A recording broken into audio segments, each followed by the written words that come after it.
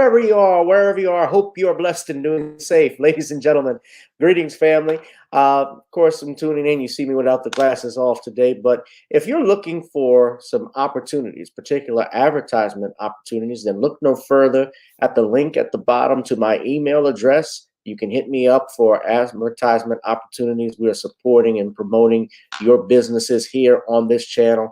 You can also, if you would like to donate and subscribe to our Patreon, a link is at the bottom as well.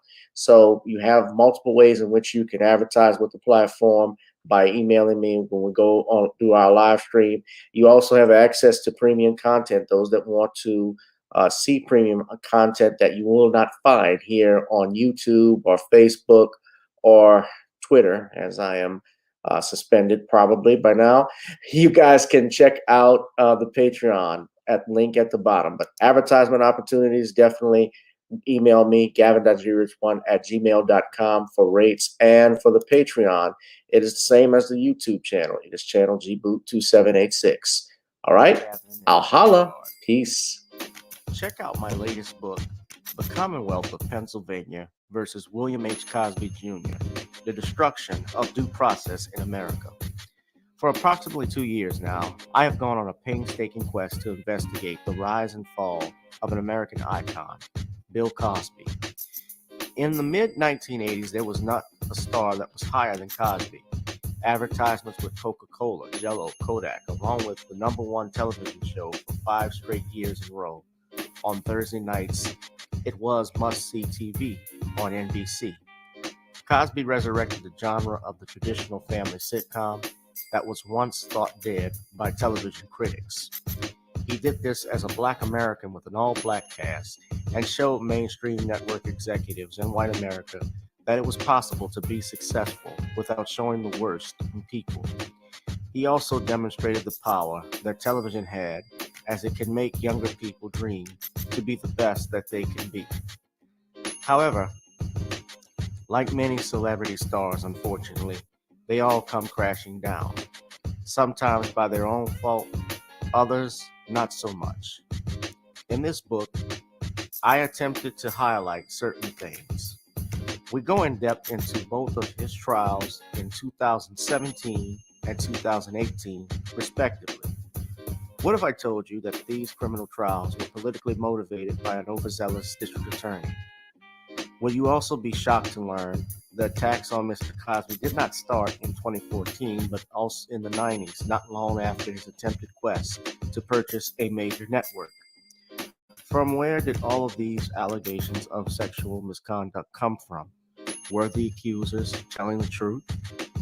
In the 2 years of research, with some help from others interested in learning the truth and facts about this case, we discussed both the legal reasons why his prosecution and trial were illegal, unwarranted, and also the possible personal motives as to why this may have occurred. Most importantly, we warn about the dangers of prejudice and why trial by social media, or mainstream media rather, should never be the norm. All this and more in The Commonwealth of Pennsylvania versus William H. Cosby Jr., The Destruction of Due Process in America. Available on Amazon this fall in Kindle and paperback format.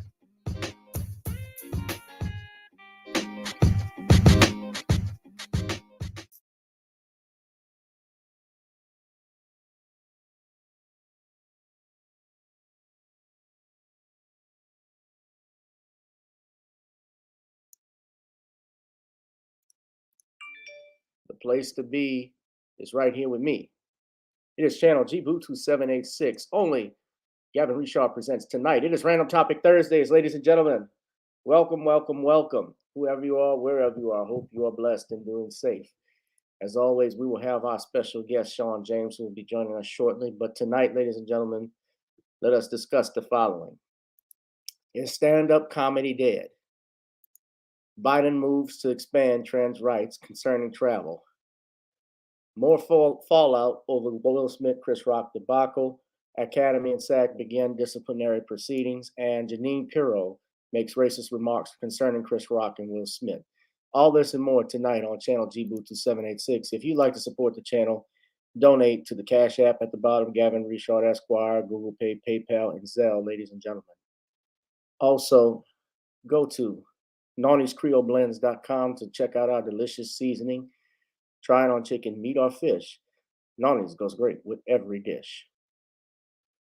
Deck out Video Soul, the new release on our iTunes channel as well, on iTunes, Spotify, and Amazon. But I prefer you go to iTunes and download Video Soul. And of course, the single Gotta Get On Up. Ladies and gentlemen, we're going to be talking about, I see Harvey is already, I'm sorry, Shawn has already told what his live stream will be about. And I guess everybody's going to be talking about it this week. But let's bring in our brother, Shawn James, ladies and gentlemen.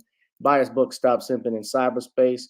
Shawn, how are you doing tonight, sir? I'm good, Gavin. How are you?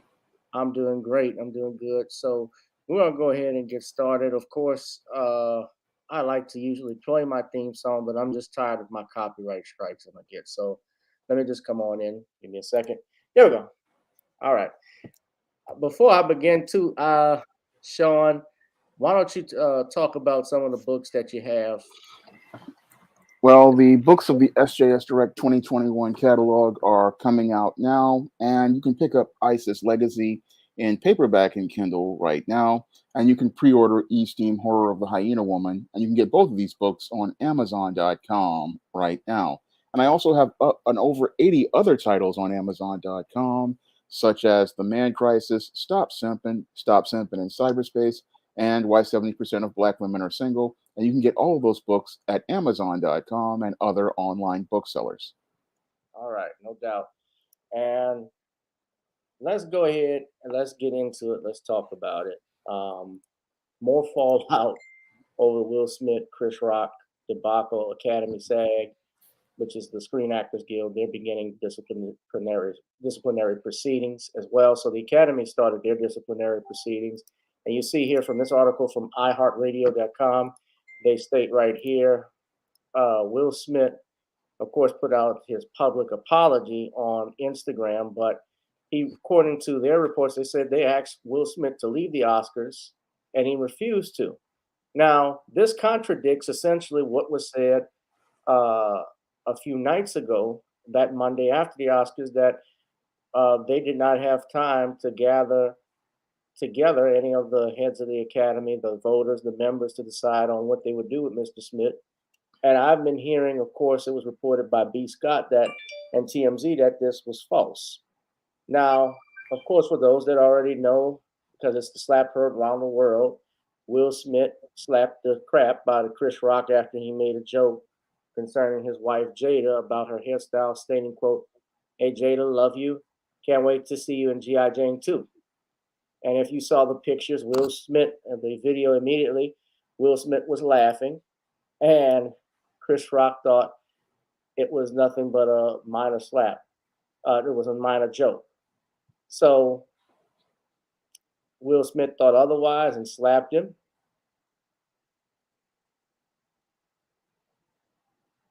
And there was no blowback. Of course, Chris Rock handled it like a professional.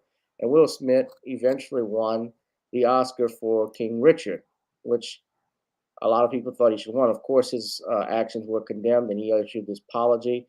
Now, what's interesting is, here's the thing, is Will Smith, the Board of Governors, he signed, when you join the Academy, they have new bylaws that were put in place, as you know, Shawn, that state you have to, you can be suspended or expelled or other sanctions permitted by their bylaws if you break their standards of conduct. Of course, they did that in wake of the Harvey Weinstein situation.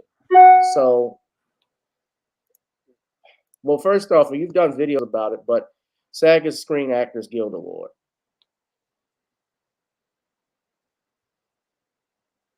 Now, Shawn, what do you think?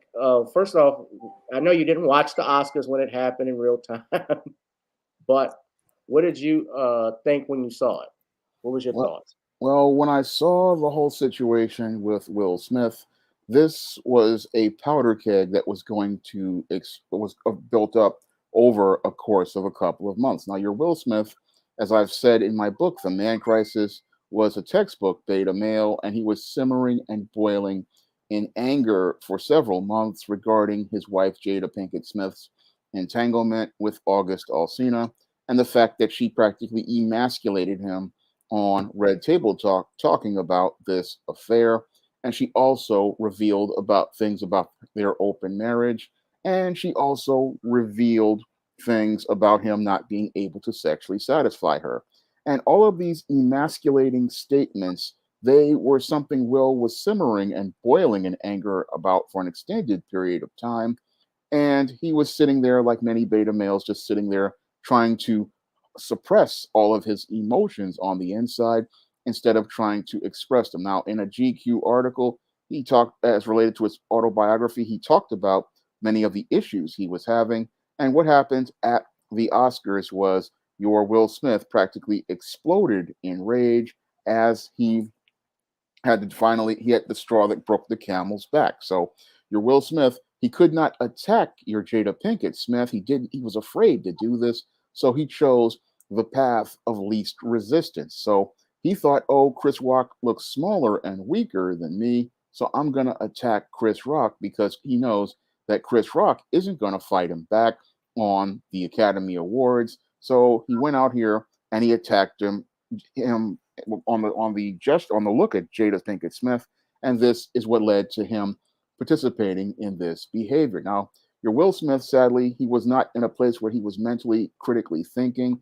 and understanding his whole situation because he was so caught up in his feelings about Jada Pinkett, and because he wasn't thinking critically, he didn't understand that him acting out was going to make black men as a collective look bad. And he also didn't understand the consequences as related to these actions on himself. He wasn't thinking about Here the is long an term. angle most people have not All he seen. was thinking about was Look his at Jada's feelings at the reaction. time and getting off on Chris Rock. So he wasn't understanding what was going on here as related to things. And I believe his head wasn't in the right place. And then what happened afterward was your white supremacists, now that they've seen this incident go down, now your Chris Rock wants to let it go.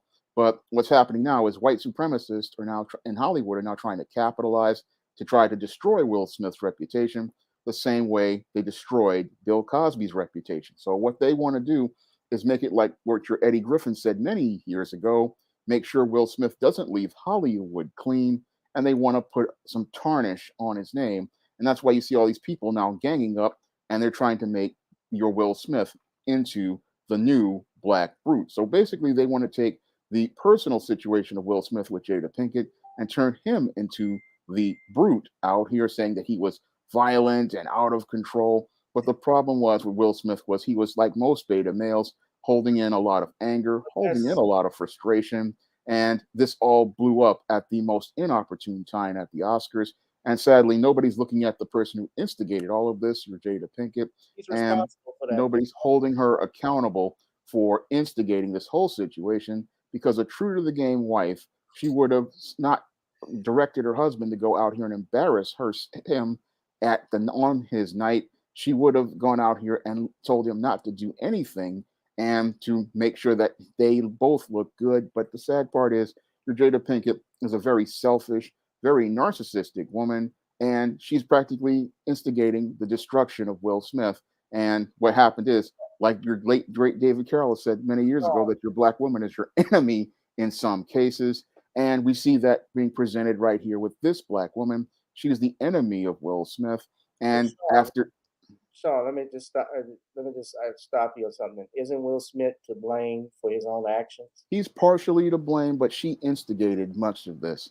I mean, she's practically Well, I been, mean, what I mean by that is that as somebody, okay, he's Chris Rock's 56 or 57, yeah, and Will Smith is 53.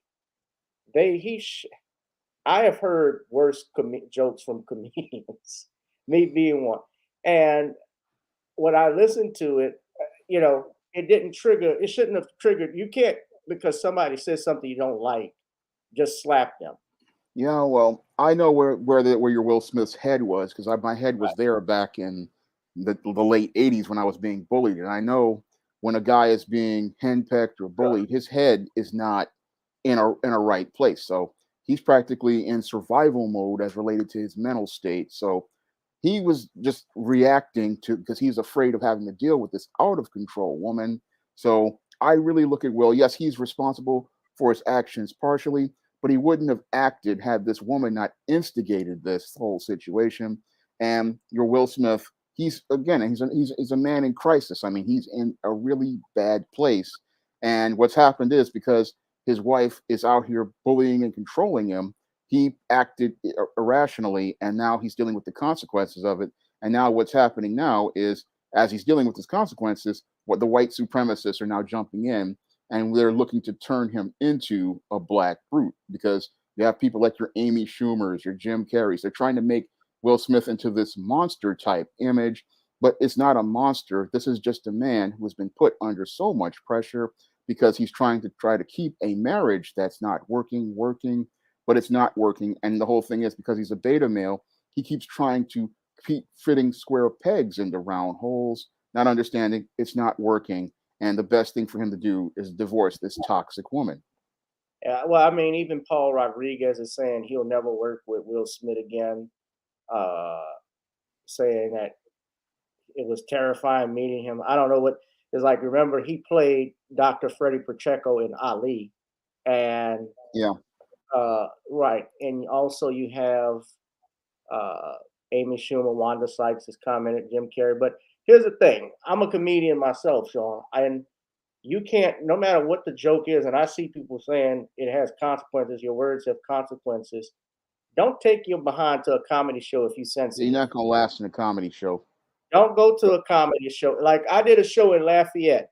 I told nobody in that audience, I take the audience to be, look, you got to read the room, but there are different types of audiences. There are audiences that are conservative, where they don't like hearing you talk about sex or drugs or using foul language, right? There are also audiences who are religious based, where you do religious jokes, religious based. You know what I'm saying? There are also, that clean Christian comedy.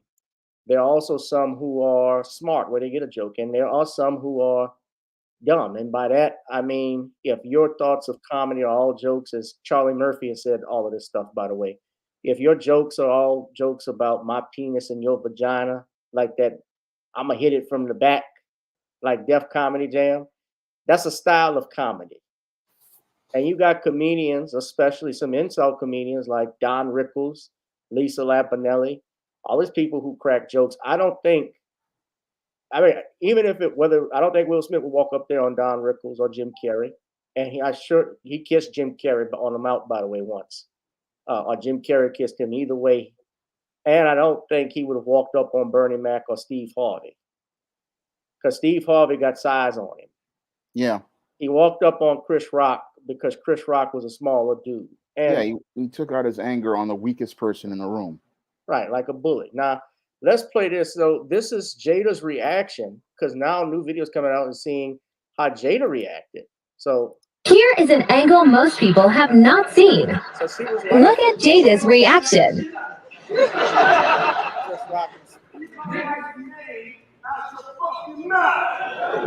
Wow, dude. It was a G.I. Jane to keep my wife's name out the fucking mouth. I'm going to, okay? So I can go. That was the greatest night in the history of television. Okay. So we are here to give a documentary. I would have had to put hands on Will Smith.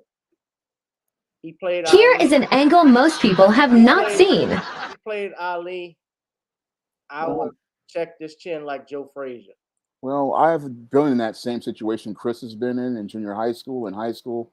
And the best thing to do is just do what Chris did, because the whole thing is if you escalate things, you're the one who's going to wind up getting jammed up, and you have too much to lose to deal with this kind of guy. So he wouldn't have got jammed up.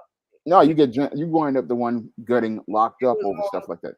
No, but Sean, Will Smith attacked him. I know, but the whole thing is sometimes you got to be the bigger man. If you slap someone unprovoked, that person has a right by law to defend themselves, as you know. Yeah, they have a right, but the smart man understands, look, it's just not worth my time. Man, the Yeah, he character was a can. better man than I was, but at that point, you know, and here's the thing: he's a comedian. You know, I've heard, like I said, I've heard worse, but where's security at this point too? That was something else I didn't see. See, when I initially saw it, I thought it was a skit. I thought it was a skit, or he would have done something playful. Because I've seen roast, I've seen comedians crack jokes on actors, and sometimes they play getting up like they're gonna do something. Like Cat Williams did a joke, and Terry Crews actually came at him on the stage, but it was funny. So, and Terry Crews was laughing. I thought it was a joke. I thought it was going to be skipped. So Films 555553 says, it's never cool to clown a wife's appearance in front of her husband. Chris would never clown Spielberg's wife or looks or Scorsese's appearance. J-Lo was low-hanging fruit. Bro, have you been in a comedy club? Have you seen comedians?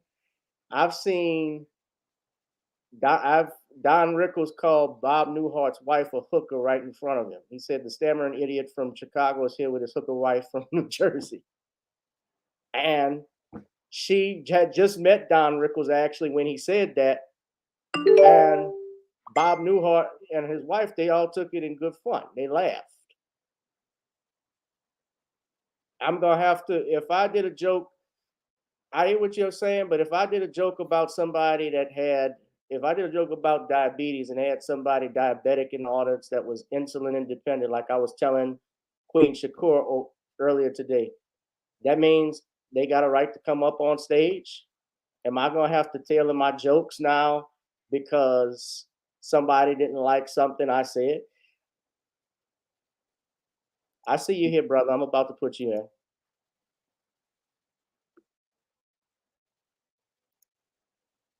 So let me add him in, y'all. Y'all welcome, brother Harvey, boy from your world. What's going on, Harvey? Oh, nothing much. How you guys doing? I'm doing fine, brother. I'm doing fine. We were just talking more about this fallout. Now, before you comment, Harvey, I do want to play this video because now I'm about Paul Rodriguez talking about how he will never work with Will Smith again. I want everybody to see that for a minute because, hold on one second.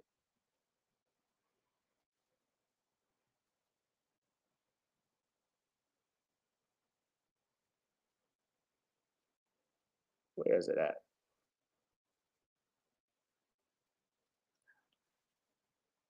Okay, it's on MSN.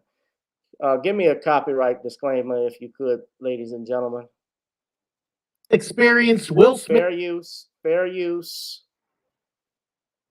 This rage up close, and it's horrible. When he turned around, that smug, that look like that, I'd seen that look before. I feel like I got slapped every day with a verbal abuse. Rodriguez worked with Will Smith on the 2001 movie Ali. Look like a butterfly, sting like a bee. Will Smith packed on 35 pounds of muscle to play the boxing legend.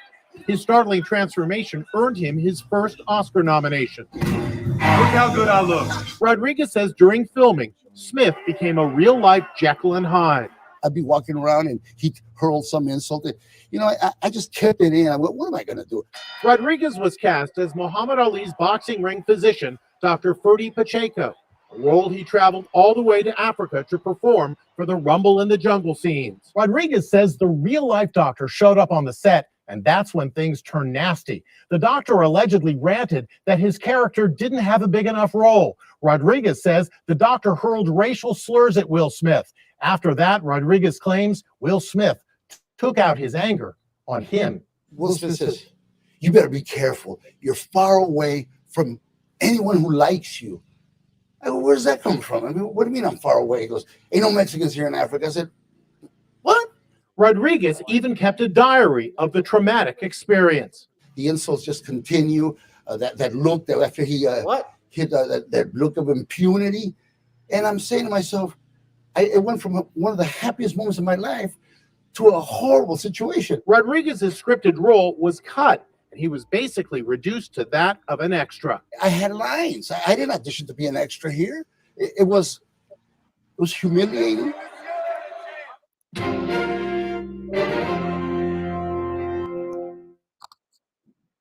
Who keeps a diary? What the hell? Bitch keeps a diary. What? He kept a diary of that? Really? I didn't even know people still kept diaries. Maybe maybe a blog. Yeah. I didn't see that, but a journal, a diary. I thought men called them journals and stuff. You know? He's Harvey. He's been waiting. Black Voltron says Paul Rodriguez has been waiting 21 years for this moment. yeah. But Paul Rodriguez been seeing stuff the last 20 years that borders on racism. So when I saw his name pop up, I said he's out there trying to get some clout. Yeah. He defended Michael Richardson when Michael Richardson wrote that racist tirade. He was saying that we're too sensitive. Michael, well, let me just say that, and I know you and I might have a difference in opinion on this with Chris Rock and so forth, but I look at it but I'm going to let you go ahead and comment. But yeah, that Paul Rodriguez, some people say, I didn't even know he was alive. I know his son is a skateboarder, but I know Paul Rodriguez, when that Michael Richards thing happened, George Lopez, Tim Krasinski, who played Sweet Chuck on Police Academy, Sinbad, and a couple others came out against Michael Richards for what he did. Because at that point, he was not joking. He went on a rant when he was talking about we were hanging you with a hot poker up your ass, you nigger. That wasn't a joke. That wasn't comedy. That was Michael Richardson being who he truly is. Right. But yeah, go on, Harv. I'm sorry, you remember what you want me to talk about again? Oh, well, I mean, we're still just talking about what happened with Will Smith. And that, you know, look, I wish that he didn't do what he did, because I knew when I saw it, I knew it wasn't a joke. I knew, because I just so happened I was turning TV and Chris Rock came out. He did talk to Denzel about Macbeth. He complained about Training Day, you know, that thing. He went to Javier Bardem and Penelope Cruz. And he made a joke about hoping which one hope each other don't win and everything. Then when he got to Will, I'm thinking he's gonna make a Will Smith crack. He tears into Jada. And I'm like, I've been telling people for like a few years that this dude disrespected her in 2016. And everybody in that audience bust up laughing, you know. And he has been saying stuff off camera over the years, direct to her. I have a theory. I think he made a pass at her and she turned him down. And I think that he's sort of like lost in his feelings, because what man directs the joke towards the guy's wife and then go there knowing that black women are sensitive about the hair or lack thereof? Now, people are gonna disagree with me on this. He responded like some guys do. Some guys are over emotional, but Chris had it coming for a long time. I mean, he tells jokes at the expense of black people. And I noticed that 20 years ago. And I mean, maybe I lost my sense of humor over the years, because a lot of our people in comedy tell jokes at the expense of our people. And we got to deal with the ramifications, because I used to get a lot of, Chris Rock said there's black people and there's niggers. Harvey, what do you think? I'm looking at him like, really? This is the conversation you want to have at work, And you just have to give him that look. And then people hide behind some of his comedy. And I'm like, okay, I get sarcasm. I get holding a mirror to people. But if you go back and really listen to some of his stuff, it's a lot of self-hate. There's a lot of opportunistic material. And then he sat down with Seinfeld, Louis C.K., and Ricky Gervais. That was low down. Because I guarantee you, if I call Louis C.K. a spick, he would take it different. If I call Ricky Gervais, you British messed up teeth mother sons, they would look at it totally different. So, I mean, that's just me. I understand, but I disagree to an extent. And let me just tell you why. As a comedian myself, I have cracked jokes at the expense of Black people. I've also cracked jokes at the expense of white people, Hispanic people, fat people, thin people, myself. I joke on everybody. And Jada, I mean, and I have seen comedians, that's like Don Rickles, for instance, crack on women in the audience. And they're somebody's wives and mothers, and he's cracked on the men as well. You know, uh, it's comedy. He's a comedian. He was hired to entertain, even though he was a presenter. This night, he was cracking jokes. And yeah, I think there's some beef in history because I do not remember when she wanted to boycott the Oscars back in 2015. Uh, her husband was not nominated that year, and I don't think any Black person in the Oscars was nominated. But here's the thing: so you can't even the best thing Will Smith could have done was let it ride, and then when he got his Oscar, I would have got on the microphone and said, at least I'm still married, Chris. I'll crap back at him because the minute he got and slapped the man and then cursed like he did, I knew all hell was going to break loose because this is what you're seeing. He could actually have, and they don't need Chris Rock to do this because I'm seeing he's not pressing charges. The police department could actually take the video and they could have pressed charges on Will. That actually could happen still. I hope, and I doubt it will. And yes, into what you're saying, look, I have seen white boys knock up celebrities and nothing happened. They didn't lose their Academy Award standing. Like Sean Penn used to knock around photographers. Jack Nicholson used to hit cars with golf clubs and stuff like that. He had road rage issues. So I've seen the white boys do it. Of course, this being at the Oscars, that's what happened. But, and you had Will Packer, who was producing the show, the first Black producer. You have, I don't care for the women who hosted, Wanda Sykes and Amy Schumer, and they're saying they're triggered now, like Amy Schumer. Okay, and I damn sure don't like Judd Apatow opening his fat fucking mouth. I can't, Judd Apatow, but he's saying he could have killed Chris. But look, when I'm performing stand up, if somebody takes the joke the wrong way, if they come up on stage, I consider them a threat. I'm looking at this from my perspective, and I said this on Tuesday as a lawyer and as someone who's performed comedy. It's jokes. I've had people heckle me, and I have to go back and forth with them. I went back and forth with a lady who was sitting there with her boyfriend. They came there, they knew it was a show. So, and Will is, I think to what Shawn was saying, you think, Shawn, this was built up frustration? Yeah. Yeah. Yeah. You know what, Gavin? He said that in his speech too. I know you're a comic, but I don't think you would do yours in malice. Chris Rock's, it was in malice. Any Black man growing up knows that Black women have been judged by their hair, by their looks, and for him to do that twice in 6 years, single her out. Excuse me. It was malice intent because all that plastic up in that room, he goes in and makes a GI. First of all, that was an old joke. That was an old reference. Anybody, over 35 would get it.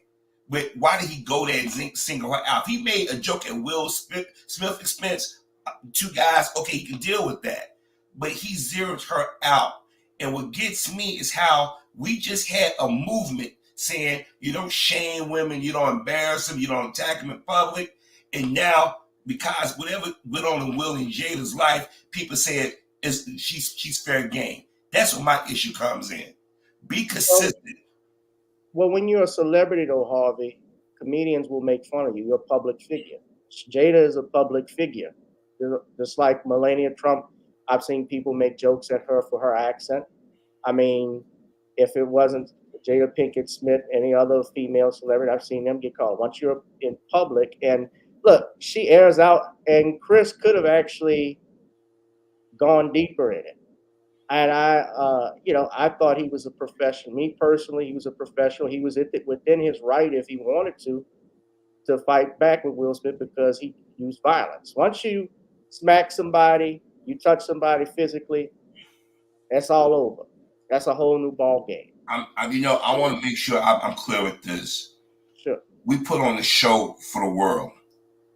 Chris Rock would never said what he said to a white woman. He would have never cracked her appearance on an international audience.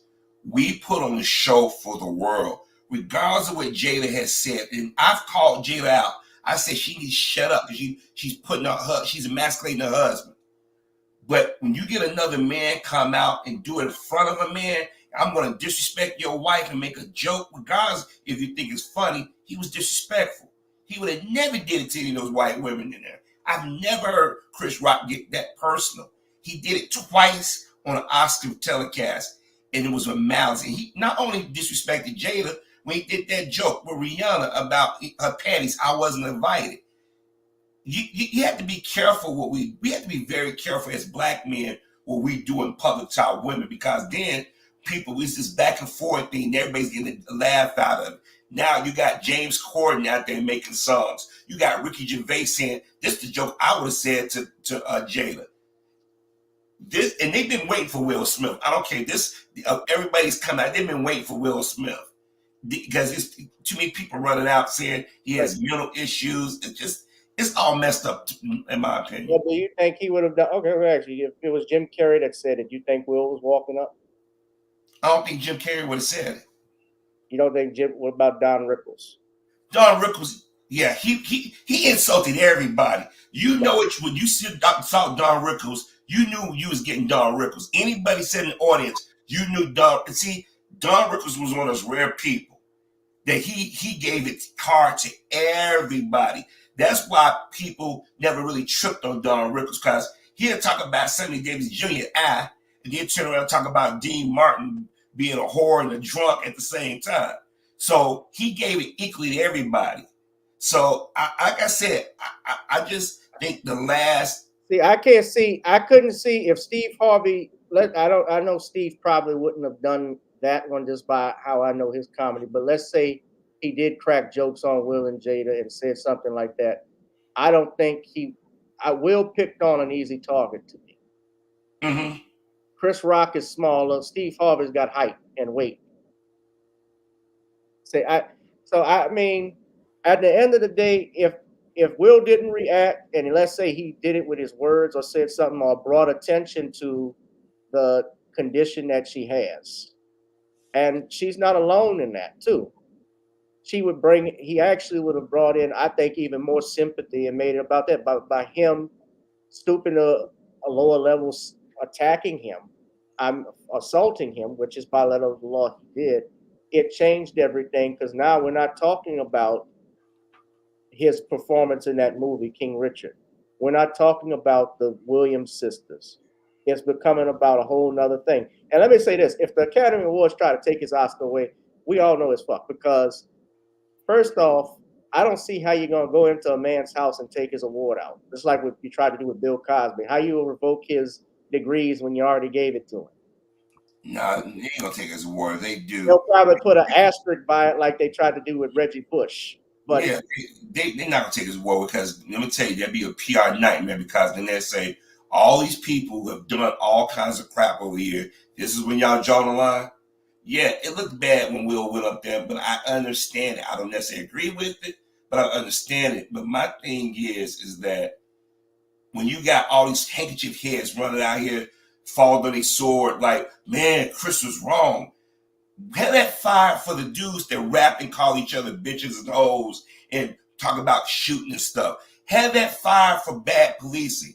These celebrities and stuff, they were silent when black people was marching and talking about police misconduct, when Tamir Rice was shot, all this other stuff.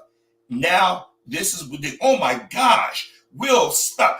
Just after he could have killed him. I mean, I've been telling y'all for a long time, they've been waiting for Will. And when Paul Ruiz came out, that's when I knew, I'm like, it's a wrap. Then you had Amy Schumer and Wanda Sykes. I'm triggered. Oh, come on, please. But he took the bait, bro. I mean, God, you gotta play it smart. I would have confronted, if he had an issue with it, I would have talked to him afterwards. But yeah, on national television, once I saw it and then what he said, I was like, and then of course go ahead, what you about to say? No, go ahead, brother. Go ahead. But, and this is another thing, because I want to talk about this heifer, because she makes this racist remark about Will Smith and Chris Rock. And I knew it was going to happen. It was a matter of time before this happened. So does anybody here, you know who Janine Pirro is? Shawn, you don't have anything last thing to say, do you? Well, all I have to say is, we, as black men, we have to be very careful out here, because we know that there's a target on your back. And sadly, Will wasn't in a place where he could understand the unwritten rules for black men when we're out here. And this is what happens when you don't keep your eyes out here open and aware of things going on, because what your white supremacists want to do is now they want to turn Will Smith into a black brute, and they want to use this to try to tear him down the same way they tore down Bill Cosby, because I can see the same play, same snap count, and that's what they're doing to Will Smith right now. They're trying to make it like he's this super brute, and I've seen the same play done by your racists all throughout history. They go out here and they exaggerate and try to, like with Amy Schumer and all these other people, they're trying to make him out to be this big black man who's supposed to be so violent and savage, and they want to use this to try to destroy his name and his reputation. And sadly, Will he wasn't in a place where he could understand what was going on. And they're going back in the past on him. I mean, they pulling up stuff from 1992. He did a it's the same stuff they did to Bill Cosby. It's the same plays, same snap count. And sadly, Will didn't see what was going on because his head wasn't in the right place. And if his head was in the right place, he would have understood that when you're a black man out here, you have to keep your eyes open, and you always have to understand there's a target on your back. And this is a lesson for everyone. These racists, they look for an opportunity, and these opportunists, they took the situation which Will was having with Jada Pinkett, the crisis he was having, and then they used it to try to destroy him. And sadly, that's what happened in this case. And this is a lesson for everybody. Even though you're going through stuff, you got to keep your eyes open, because as a black man, you are an enemy, and you are seen as an enemy. And if you leave yourself open, people are going to come in and try to take advantage. You know, can I add one more thing real quick? He got relaxed. I think Will got relaxed, because if he hung around everyday brothers, he, like Shawn was saying, you got to be on your P's and Q's. I think that he would have never slipped up like that, because, like I said, they've been chomping at the bit to get him for like the last 20 years. They've been doing dry runs, and he fell for the okie doke. Well, I even heard, well, here's the thing though. I've even heard, and this came out, Queen Ahmadiyya Shakur, shout out to her. He had punched Anthony Mackie when he was trying to, at his 50th birthday party, when Mackie was carrying a birthday cake to him. I guess he thought he was going to smash it in his face or whatever, but I looked at the video and saw it, and what I guess they thought, or Will thought, he was going to smash it in his face or whatever, but Anthony Mackie was laughing it off. So, I mean, if he laughed it off, he didn't file any complaint or anything, it's nothing. But, you know, they will use, the thing is, when you get too comfortable, as you said, they'll use that stuff against you. So, let me play this video, and let's look at this witch. Now, Janine Pirro is a former state judge and prosecutor. Isn't that right, Shawn? Up in your state? Yeah, she was a former judge up in, I think, one of the Long Island or one of the upstates here in New York. Now let's listen to what this heifer. Apparently through friends that he didn't know that she'd had alopecia. In which case it just becomes a joke about someone's aesthetic appearance. He probably thought she looked pretty cool. He compared her to G.I. Jane. But he doesn't deserve any of the stuff that went down. And to me, it goes to a wider point, I think, about that marriage, about Will Smith's state of mind, about, I don't know, whatever's going on there. We don't really know. But it was a stunning moment but I found myself gravitating, unlike 99% of people, I think, to feeling slightly defensive towards Will Smith. A lot of people in the room were defending Smith, or like consoling him, trying to make him feel better, but nobody was doing that to Chris Rock. Judge, what do you think? What do I think? Yeah. I think that the Oscars are not the hood. I think it's not a bar. I don't think you march up on stage because a guy makes a joke of your wife, which honestly I think is complimentary. She could do G.I. Jane too. She's Jada Smith she's got a fabulous body and she's beautiful, as was Demi Moore in that film. But aside from all that, in the middle of an event where people are going to get awards in their chosen profession, that this guy takes it upon himself to disrupt the event, to go up on stage, to commit violence on stage, then come back and curse out. So we can't even put on television what he says because he feels slighted about a joke, which most people, and by the way, if that's a standard, I should go to Saturday Night Live and really go crazy over there. Correct me if I'm wrong, but Will Smith didn't grow up in West Philadelphia, but he had a mom and father in his house. You know, this people don't walk up normally in the hood and just slap people.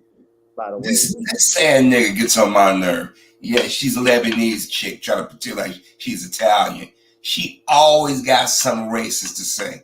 Always. Talking about this is not the hood. Like black folks running around slapping and fighting each other. Where the hell does she think she's from? She says all this shit on the safety of a Fox set. She wouldn't dare come around black folk talking that shit. Of course not. That's why she's on Fox. Yep. I didn't mean to curse. I apologize. I didn't mean to swear. That's all right. No, I don't want to disrespect your channel. I don't want to be that person. My issue is that, and like Shawn said, we got to build our A game and stuff, but they making this like Will killed somebody, and everybody is just lost in their feelings. I think they've been. It seems like it's manufactured. I mean, they just adding more than what it is. And when I see black people run to the internet and get on TV and sit around with white people talking about Will's state of mind, I find that very offensive because Will is not a proxy. Him and Chris both are proxies. Because I was just glancing at my message. They said Chris had to check people from answering Will Smith stuff. Because Chris know it was inappropriate, but now they're using Chris as a proxy to go after Will. Because, like you said, Chris could have pressed charges. He did assault him. We all saw it. But the thing is that I see a lot of people pounding in on this, and and then trying to rationalize why they're doing it. It's nothing but a racist circle jerk to me. I don't know. Well, I'm gonna say this. Let me just say this right quick. If I was a young comedian and I had made that joke, I would get every penny out of it. 200 million, 300 million. Yeah, I mean that. Yeah, he could actually. Not only could Chris Rock sue Will Smith, he could sue the Academy. Yeah, but Chris won't do that. I'm gonna tell you why. Because then after a while, he'll look bad to the black community. Because I'm gonna tell you. Jim Carrey, he did what a white man do. What's the first thing they do? They talk about going to our pockets. That's the first thing Jim Carrey said. I was sue Will Smith for 200 million. Why would you go there? Here it is. You had a former president incite violence, tell people to go grab your guns, fight people. They went to the Capitol, and I don't remember this damn heat. This is just about making another black man a new nigga of the month.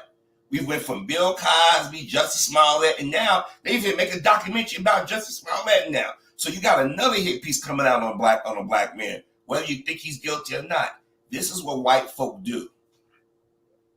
Shawn, you were about to say something. As somebody who lived in the actual ghetto for over 40 years, I can tell you nobody is coming up and putting their hands on people because you're going to get hurt. So your Janine Pirro, she just needs to shut up about things she doesn't know about, because as somebody who lives here and knows about these kind of things, I know nobody goes out here and acts like that. So what they really, like Harvey was saying, they want to try to make Will Smith into a brood of the month. They want to make Will Smith into this exaggerated monster that they have created, this caricature. And they're trying to do everything to push this narrative with all of these white folks. They're trying to create this media narrative, making Will Smith into this violent savage. But the whole thing is, we have to go out here and present the facts as related things. They want to go out here and change this narrative. And again, they want to use it to tear down another black man. And this is something that the white media does. They go out here and they take a story, they exaggerate it, they blow it up, they make it into your black man into a monster. And this is something they've been doing ever since the days of the antebellum South. And sadly, your Will Smith, who was the face of positivity for many years, they're just turning on him in the same way, again, like they turned on Bill Cosby. Yeah. Well, this Janine Imperial. I mean, look, I've been through the hood. When I was in Baton Rouge, I was in school up at Southern in Scotlandville. I never saw people randomly just slap each other. She came up with that because she felt comfortable doing that in that environment. That was Fox News. She's not going to say it on. She definitely wouldn't say it on TV One, and I'm giving them credit. She certainly wouldn't say it in front of black people. She's saying it in front of Pierce Morgan and 4 other white folks, 3 other white people. So I really think if she's a former judge, all of the cases that she handled ought to be looked at. Reviewed. Yeah, I was saying the same. They should be reviewed because it's just like what we had here in Ascension Parish when we had a judge that actually was caught sending text messages about a black deputy, calling the word nigger and so forth, and issuing contempt orders on him. They had to actually review. She had to step down, of course, in a move that the prosecutors and the defendants, the prosecutor's office and the public defender's office agreed with, and reviewed every case that she had.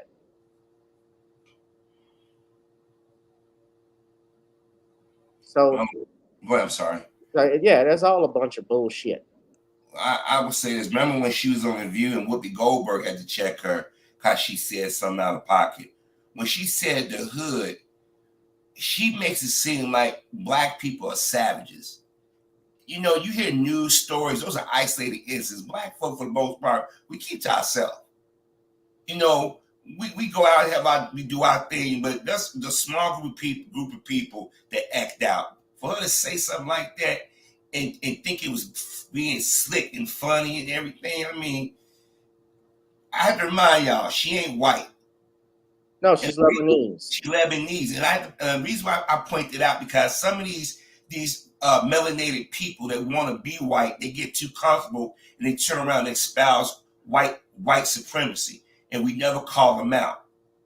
And my thing is, she's sitting there, she's hiding behind her title, but she does it all the time. She always makes some disparaging comment about the black community. All right. Y'all hit that like, share, and subscribe button. You see the Cash App. Please donate to the Cash App at the bottom, ladies and gentlemen. So this brings my next comment. Is stand-up comedy dead? Now, some of my fellow comedians and so forth, I've heard say stuff like this, or there have been top comments about how comedians now need to watch what they have to say. So this is coming from The Talk. This is Cheryl Underwood, and she made a remark about this. And I've seen a lot of other celebrities comedians talk about this, from Steve Harvey, Corey Holcomb. I've seen Kevin Hart talk about it. Of course, I even seen Tiffany Haddish. She was one of the few I saw that defended Will. I saw D.L. Hughley's comments, a bunch of people who've commented. But I want to play what she had to say right quick. Could someone get that copyright strike? And yeah, I know about Jim Carrey. Jim Carrey's a freaking nut. You never be surprised. John Schneider from Smallville defended Will Smith. Oh, he defended Will Smith? And Daniel Radcliffe played Harry Potter. Yeah. Some people see it.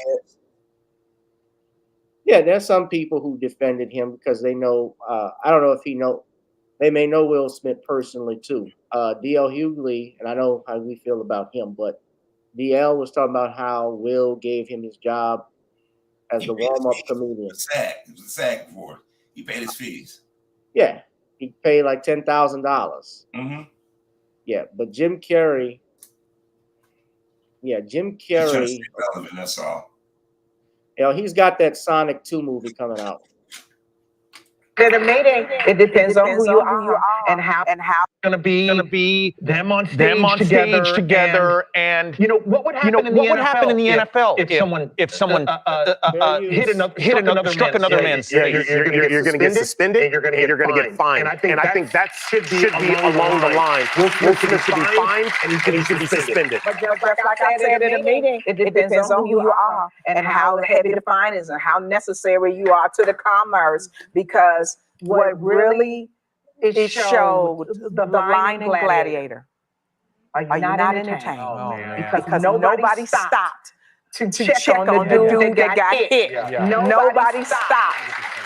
See, to me, as a society, nobody stopped because first we were all like, is this real? Is this a bit? And then when you find out it's not a bit, this is real happening in front of people, no one still went up to Chris Rock and said, are you okay? Who did they console? And these are two men who we respect. And I'm going to say this as a comic. I am afraid now to get on a stage because on my third show where everybody been drinking, if you don't like my joke, do you now believe that you can get up and slap me? This ain't cool. There's got to be accountability quicker. All right. Now I got some. Oh God. I know that. Now Cheryl Underwood, I've seen her act and so forth. I've seen her follow her as a comedian, and yet sometimes I've seen her be on the tiptoe on the coon train. But you know, even Tariq Nasheed praised her because when old girl got fired, Cheryl Osborne, Cheryl ended up getting a bag from it. So kudos to her on that. But I was talking about, is stand-up comedy dead? Now, of course, I have this. I say this because I do this as a comedian myself, and I've just looked at it. As we know, people and even a lot of other comedians have said this, how society is very politically correct now. Now, this is not so much about Will Smith or with Chris Rock and what he said about Jada, but it's just in general. And yeah, Jim Carrey did throw that glass bottle at Jerry the King Lawler. It was offset. Yeah, he did. I even saw the guy who played Zed on Men in Black, Rip Torn. He actually got into a fight with Norman Mailer, a real life fight that was captured, and they used it in the film. He actually bit the man's ear and hit him with a hammer. So these entertainers or actors, they're always fighting. Now, if you know what TMZ stands for, it means the 30-mile zone. And what that, I was telling Queen about that is that the producers and chairpersons in these major studios, they would tell these actors and actresses, do not go outside the 30-mile zone, because if you go outside the 30-mile zone, then I can't protect you. Just certain things that happen. That's what TMZ stands for. I don't know if y'all knew that. But this video, so I have a couple of videos. So I want to know, do you think, if anybody thinks that stand-up comedy is dead? Most people think that in this age, most people are too sensitive or too politically correct. And I want to see anybody in the chat and what you think about it. But I want to show you some more videos. I don't know if you saw this, but before Harvey or Sean, but this is Steve Brown. This happened to him. He was up in Alabama. In South Carolina doing the show. And this happened to him a couple of years ago. So hold on one second. I don't know if y'all saw this.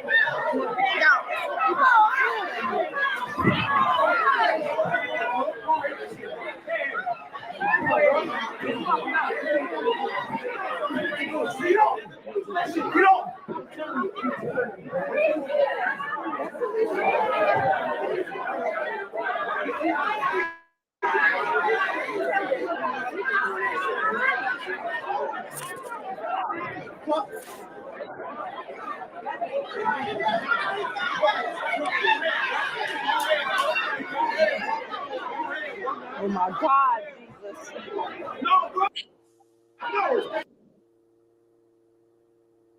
This dude had schizophrenia.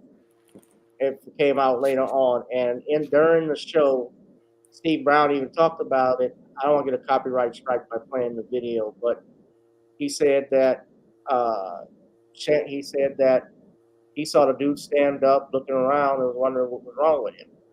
And when something about his girlfriend touched him or something of that amount, he went up and hauled off and hit her. So this is different, but you saw him swinging that microphone stand, and even so, they had no security around to even stop him. People from the audience had to get at him, and Steve Brown was trying to duck and dive. Then we have this one, of course. I don't know if you saw this, but DC Young Fly got into a fight with somebody that came on the stage. Hey, y'all already know.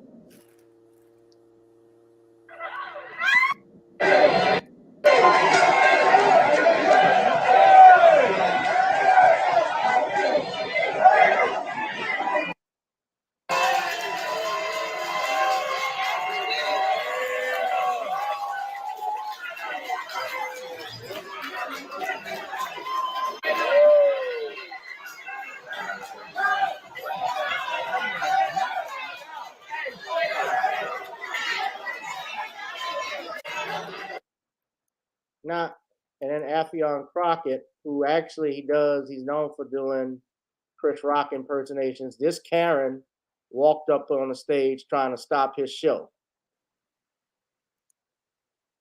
What's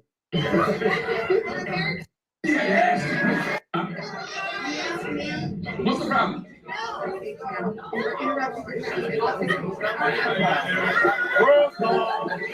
I want to know what the fuck she had to ask. Goddamn compelling. What do you want to know? What do you want to know? We know you're a woman. We can tell. Good. How? How am I insulting people by talking about sexual matters between adults? I'm talking about the same thing adults do. I have sex with women. So me being up here describing my life is insulting to you? Then how do you speak for the whole crowd and tell me that I'm insulting them? Is anybody insulting? Sounds like a resounding yes over here.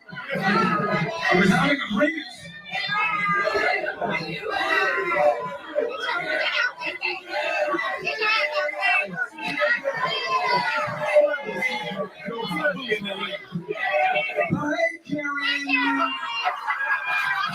See, white people be doing whatever the fuck they want. Storm the Capitol or storm my goddamn stage. What the fuck, Gucci? Man, it's a goddamn comedy show. What the fuck it is? You gotta ingest this. What's the problem? What's the problem? So she actually came up on stage while Affion was performing. And there are other videos. I mean, there are countless ones. I even have saw one of a white comic who actually got into it with a heckler, and the heckler actually stood up, threatened him, and so forth. But it was at a hole in the wall. I've been at some hole in the walls myself. So I'm gonna let Shawn start.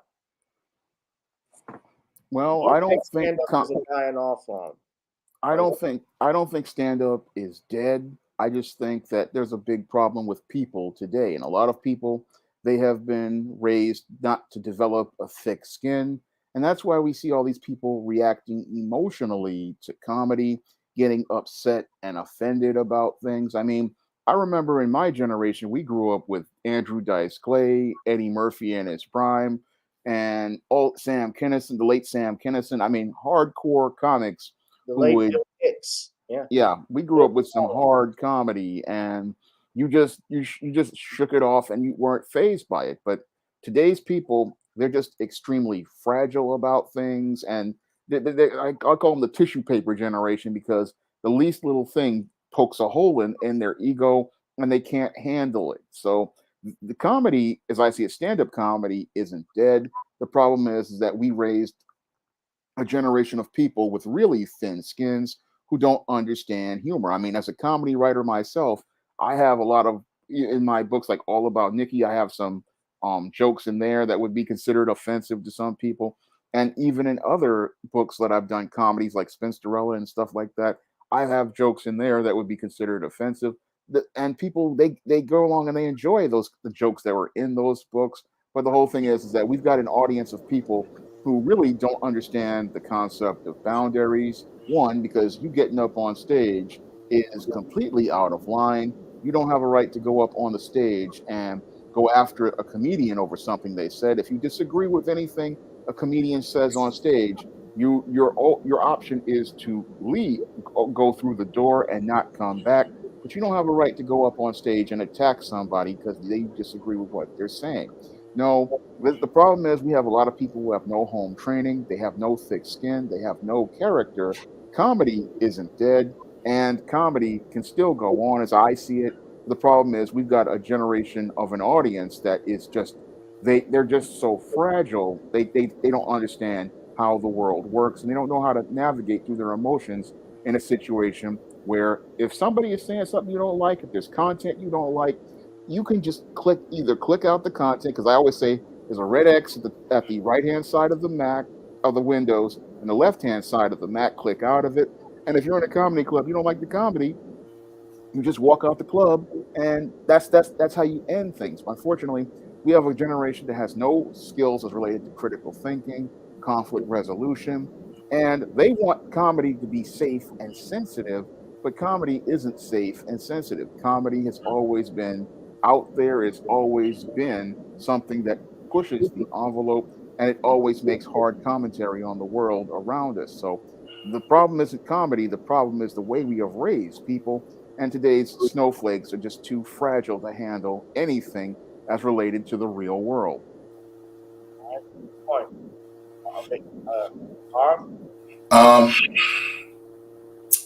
I got a little bit, at least my take on it's a little bit more nuanced. I do agree with Shawn. We are super sensitive today. People don't have that thick skin. When we were kids, we got called names that got picked on. We shook it off. I mean, it stung, but we shook it off. It made us tougher. We have to understand for like the last 30 years, we had that generation that they've scraped their knee. Mom will go get the Band-Aid and, hug the baby till, the kids stop crying. When we was kids, we scraped our knee, shake it off, keep moving, So we was raised different. But do I think comedy is dead? No, I think it's stale. Everybody's trying to out-mean everybody. Real comics are the ones on a smaller venue who make observations. You know what I mean? They could, like a George Carlin. He would go out there and it would hit you in the face without making you feel lower than low. It makes you think. Paul Mooney, Bernie Mac, Richard Pryor. Yeah, Richard Pryor. Now, Richard Pryor had an epiphany after he went to Africa. He stopped using that slur. But those type of comics made you think. Mom's Mabley, Red Fox. It was funny. Like, when we hear the word nigger, I cringe. But when you watch Sanford Son, when he said it, you laugh because the way it was delivered. Yeah. It's a way you can do it. Like, I agree with Shawn. We have become a bunch of pansies. Right. We can't take anything. But the thing is that you have comics are going for shock value. Everybody can't do a Def Comedy Jam thing. You don't, and plus you got, I would say to the person going to the comedy club, do your research. And I would say to the comic, know your audience. It's like Everybody got to take some responsibility. But this whole thing with Cheryl Underwood, who have said some very, very coolish and self-hate thing, that's a crock. I'm afraid. Y'all got security at them clubs. People like her, they ain't going to no comedy club without no security. Let's just keep it real. And they using that as a crutch to try to take away my freedom of speech. No, people ain't laughing at everybody's joke. Because some comics are mean-spirited. But the thing is to see black people get in there and do that thing. White folk like, I'm traumatized. Come on, get out of here. Stop. I ain't buying that. Well, as far as the security, it depends on what venue you at, though. Because Steve Brown, that wasn't like where Steve Brown was, whatever comedy club that is. They didn't have the audience members had to get that dude out of there. Yeah, I'm gonna tell you something. I've been to comedy clubs like that. I usually sit by the exit, because when somebody on there, they're gonna try those people in the first 2 or 3 rows. I'm like, So, right. Go ahead, finish your point. I don't think comedy's dead. I think that comics need to just step the game up. You can be funny without being mean. And as a fan, you got to understand when you go in these comedy clubs and sit in the first 2 or 3 hours, you're gonna be a part of that thing. Everybody knows that. Right. Everybody knows. If you can't take the heat, get out the kitchen. Like people sitting up here like Kathy Griffin and them trying to use this to whine like, oh my gosh, we don't feel safe. Yeah, stop that. Well, look, when that guy, I think he got. I can hear myself in your mic.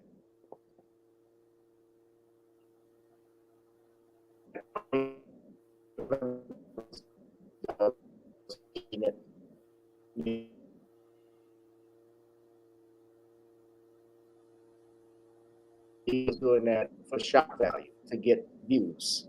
When he made I can't think of his name. That white boy who made the joke about his plane crashing, a helicopter crashing. That was bad. And the one thing as a comedian you got to remember is timing. What's the timing, the manner, and joke? But here's the thing. I don't know if a joke will go over until I tell it to the audience. And you audience, if you come to a club, now I've been in comedy shows where it's a bar, but it's a bar. They got the sports game on, and then they'll do the open mic right there, or it's a laundromat, or it's a pizza parlor. But we advertise it as comedy. People tell you, come out, we're doing comedy tonight. Audiences got to know, okay, it's comedians there. So you expect the unexpected. Now, if I'm telling jokes or something like that, they're in good spirit. I did it when I headlined in Lafayette.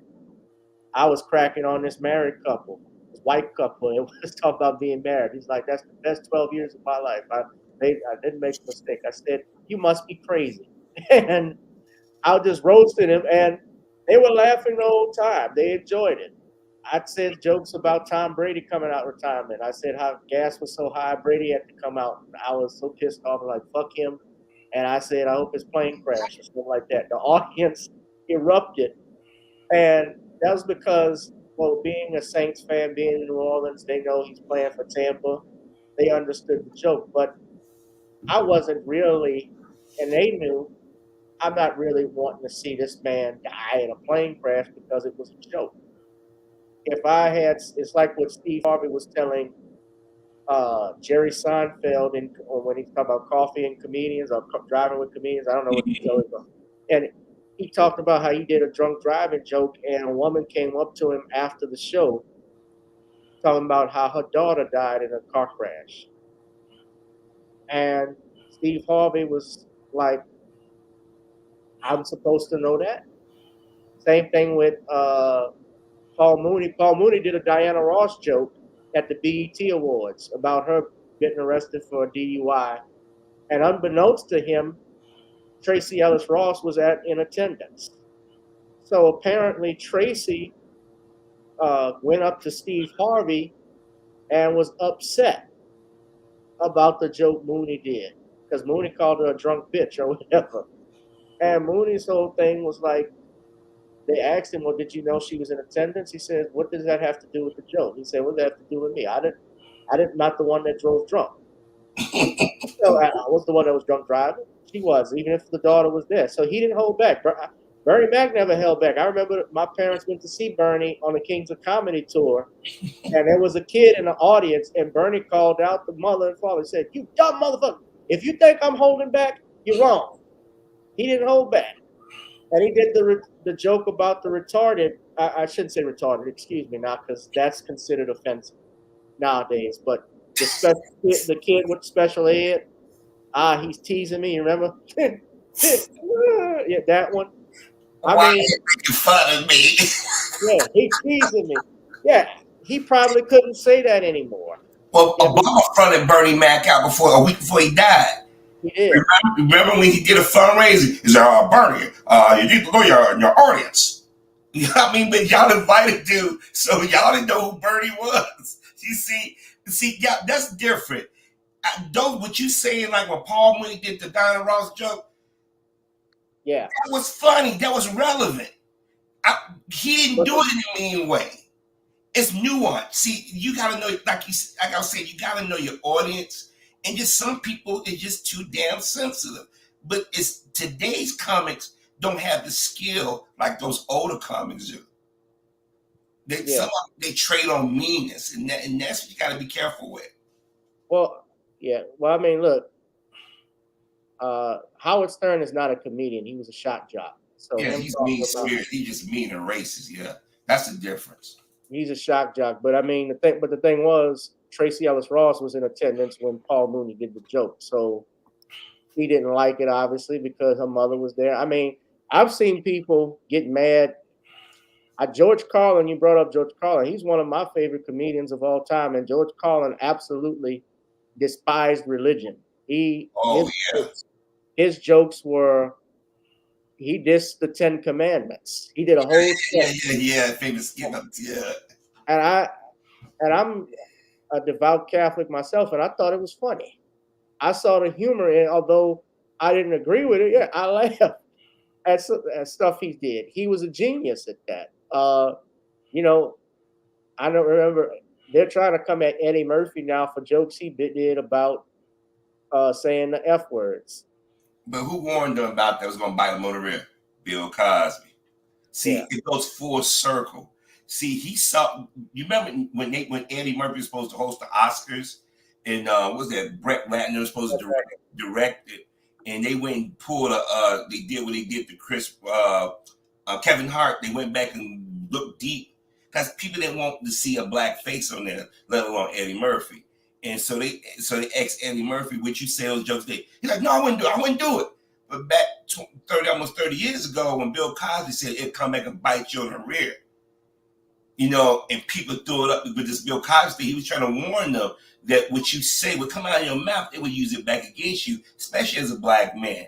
But my thing is about comedy. I don't think it's a lost art. I think that it's not easy. Everybody can't be a comic. You got to know your audience. You got to know your timing. You got to be thinking hard. You got to really be thinking about. You also got to beware of hecklers. I mean, that, you know, you got to be able to be quick-witted on it. Yeah, all of that. Like, I wouldn't go to Amy Schumer comedy thing. She ain't funny. But I wouldn't go to Corey Holcomb because you know what type of comedy he does. You know what I mean? Because I don't want to be the victim of his comedy. Because I'll be like, oh shit, man, this man making fun of me. I gotta get out of here. Because I'm just being honest with you. Yeah. Some can't take it. I can take it for a while, but then when they get personal, really personal, I'm like, man, let me get the hell out of here, man. I don't know what the hell I was thinking coming up here tonight. You know? But I'm not gonna run on stage with nobody. You know? Right. If you hear a joke you don't like, you get out. Don't be physical. Yeah. I've seen. Yeah, I mean, one of the best. Some of the underground comedians. Somebody mentioned. One guy I mentioned this before. His name was Ron Ramey. This dude, he died years ago, but he was a lawyer and he was a comedian. But he was also a writer on the Bernie Mac show and in Living Color. And he came to the Funny Bone out in Baton Rouge, and I tell you, the minute from the time he got on, for the time he got off, which was about, he did a whole hour show, I was tearing myself laughing at the stuff he was saying. I'm tearing myself laughing. This one, he had everybody rolling in stitches, and you never heard of him. Some people, unless you've been in the business, you may know him, but a lot of other people never heard of him, and sadly, probably will never see him. We'll never see him again on his set. But this dude was one of the funniest men I ever saw. I was so impressed, and the best comedians are the ones, the young comedians, the hungry ones, are the ones who are underground, the ones that aren't in mainstream media, in television. You're not going to see them. That's why I was saying they're better comedians, because they're hungry. They got to think harder and come up, and they got to be on they got to be on it, because they only got so many months or so many years to hone that craft and to get noticed. You have people become well known and famous, and they get lazy, and they get mean. Like Joan Rivers, she was mean. You know what I mean? But she hid behind it because I'm a woman, that kind of stuff. You know how she did her thing. I thought the late Patrice O'Neal was funny. He didn't get his. Amy Schumer stole his jokes. Yeah, Amy, that's what I'm saying. Dave Chappelle jokes and Dave Attell. Yeah, and that's what I'm saying. You can. Like I said, and I agree. Go back to what Shawn said. We live in a society where people are so sensitive, and if you know that you can't take it, don't put yourself in a situation where you're gonna hit your feelings hurt. Like when I said something about Corey Holcomb, I didn't say he was bullying. I said he can be tough, and he plays the dozens, and I mean, if you can't take it, I'm like, I ain't sitting up front in those guys' shows. I'll be the dude in the middle, in the back, in the dark somewhere, hoping they don't see me. That's just me. Man, Corey Holcomb is a beast.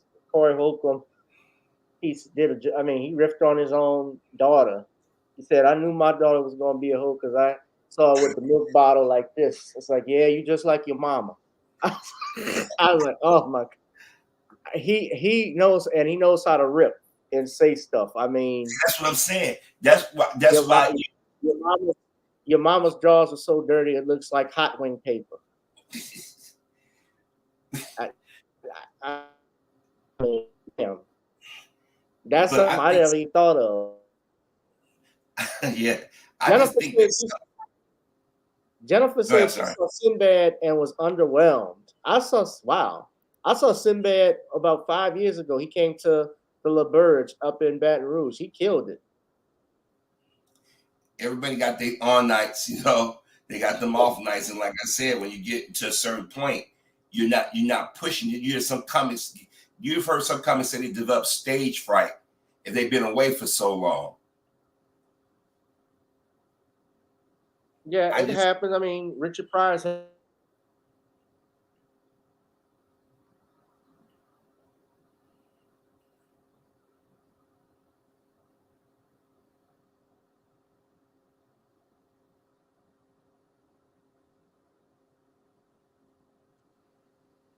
the last movie, I'm sorry, I don't know why we keep phasing it out. The last movie, comic movie he did, stand-up special he did, Here and Now, he was being heckled. So he was riffing back with the audience. It happens.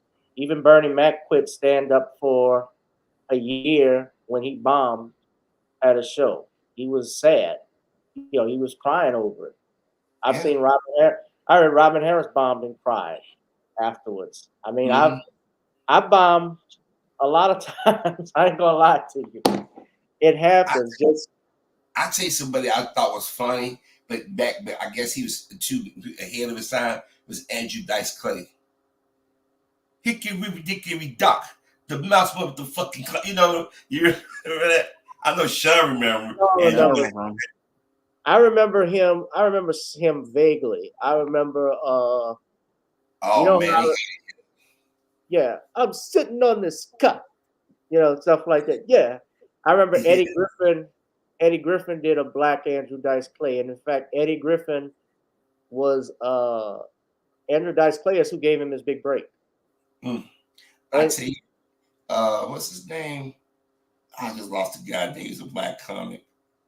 Damn, I forgot. But when you made me think about Eddie Griffin, I thought about when Eddie Griffin first came out. Remember that big ass hat that was super skinny?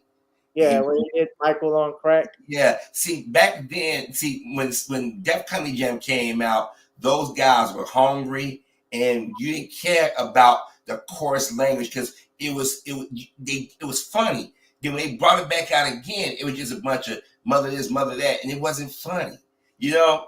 And I get, like I said, comedy is a muscle, and you know better than that because you're a comic. So you gotta keep up, but you can't fall back on meanness because it just today it's not gonna really fly today because people are too sensitive. I hope this is, I don't know if this is real, but it says Will and Jada will address Chris Rock Oscar smack on Red Table Talk. Now I wish they would do that. Oh boy, these white folks got them spooked. Oh boy, but she's always clean on telling her business too. So when they try to do damage control, yeah, you issue an apology, move on. Chris Rock, he's not going to sue because I told you he just checked some people about every time. I'm telling you right now, they're both proxies. Chris Rock, Will Smith, the proxies. You got people projecting their issues on them. You know, and it's sad. It's sad that it happened, but we got to tread very carefully. You know what he's doing? They're gonna try and milk this, and I mean both of them are because Chris Rock's ticket sales went through the roof after. Yeah, that. But guess what? He didn't tell me. But see, I was watching the clips from Boston. I don't know if you saw my video. It was nothing but white women out there, and I'm like, I'm just like I said, it's a certain group of people that want to see Will Smith lose his Oscar, do the perk walk because they get a hard on seeing black men, them taking stuff away from black men. Yeah, you know. And Will Smith's worth $350 million. How you gonna cancel a billion? Yeah, and they talking about suspending him for 2 years. Okay, you know. He can make a film on his own. He can make an independent film. If he ain't never worked another day in his life, he okay. Yeah, it's sad to see it go like that, but I mean, like I said, don't take the bait. Yeah, he got too relaxed. He thought, you know, he wasn't thinking, and he fell for the okie doke.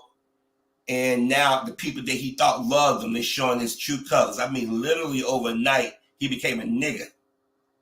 Yeah, because he was always like, and let's be real, he was the friendly black guy. Yeah. He was, you know, he did Bag of Ants. He was in 6 Degrees of Separation. Yeah, I heard, what's a couple of other movies he did? Made in America. The movie, yeah, that's all about with Goldberg and them, yeah. Hitch. Yeah, remember, I had heard he turned down $1 million. Yeah, I heard that he turned down $1 million to do 6 Degrees of Separation for less. Yeah, he wanted to prove his acting chops. What happened was James Avery told him, "Do you want to do comedy all your life?" And he said, "Challenge yourself." And he challenged him, and Will impressed everybody because I mean, he shaved his mustache off and did everything, and did a gay scene. The movie, I mean, he went there. I mean, the brother's talent, you know, but I think he got comfortable. Yeah, but you heard about Benny Medina, huh? He's yeah. Right. MC Shan was originally supposed to be the Fresh Prince, and he said Betty Medina. And I'm not saying this about Will necessarily, but that's been put out there too. Yeah, but Betty Medina, I mean, he's openly gay. He's acting. He's called and MC Shan called Betty Medina out to his face. He wanted him, I guess, to. There've been reports that he had harassed boys before harassed men. But Tupac, before he died, he had made a joke about it somewhere, and because wasn't Pac dating Quincy Jones' daughter, and they were saying, yeah, they were. Quincy Jones he went both ways, and it's a lot. I'm telling you, it's a lot. I heard something about I think he said something about Dr. Dre too. Well, I wouldn't be surprised because after man, we always kissing on the dudes, man. So you know how these dudes. I mean, the new Fresh Prince, Ashley is gay. What show ain't a black gay on TV now, man? I mean, yeah, but Ashley was, but they do the reboot and they got the baby as the LGBTQ. I'm damn. I mean, if you're a black person on TV, they're going to have a gay black friend. I mean, if you watch every Power spinoff, the brother on Power, the guy, he's gay. Tommy's brother is gay, and gay. He has a son. Then you go over to Law and Order spinoff, Law and Order Organized Crime. The black women are gay. None but gay women on that show. You can't be on TV nowadays as a black person and not be gay.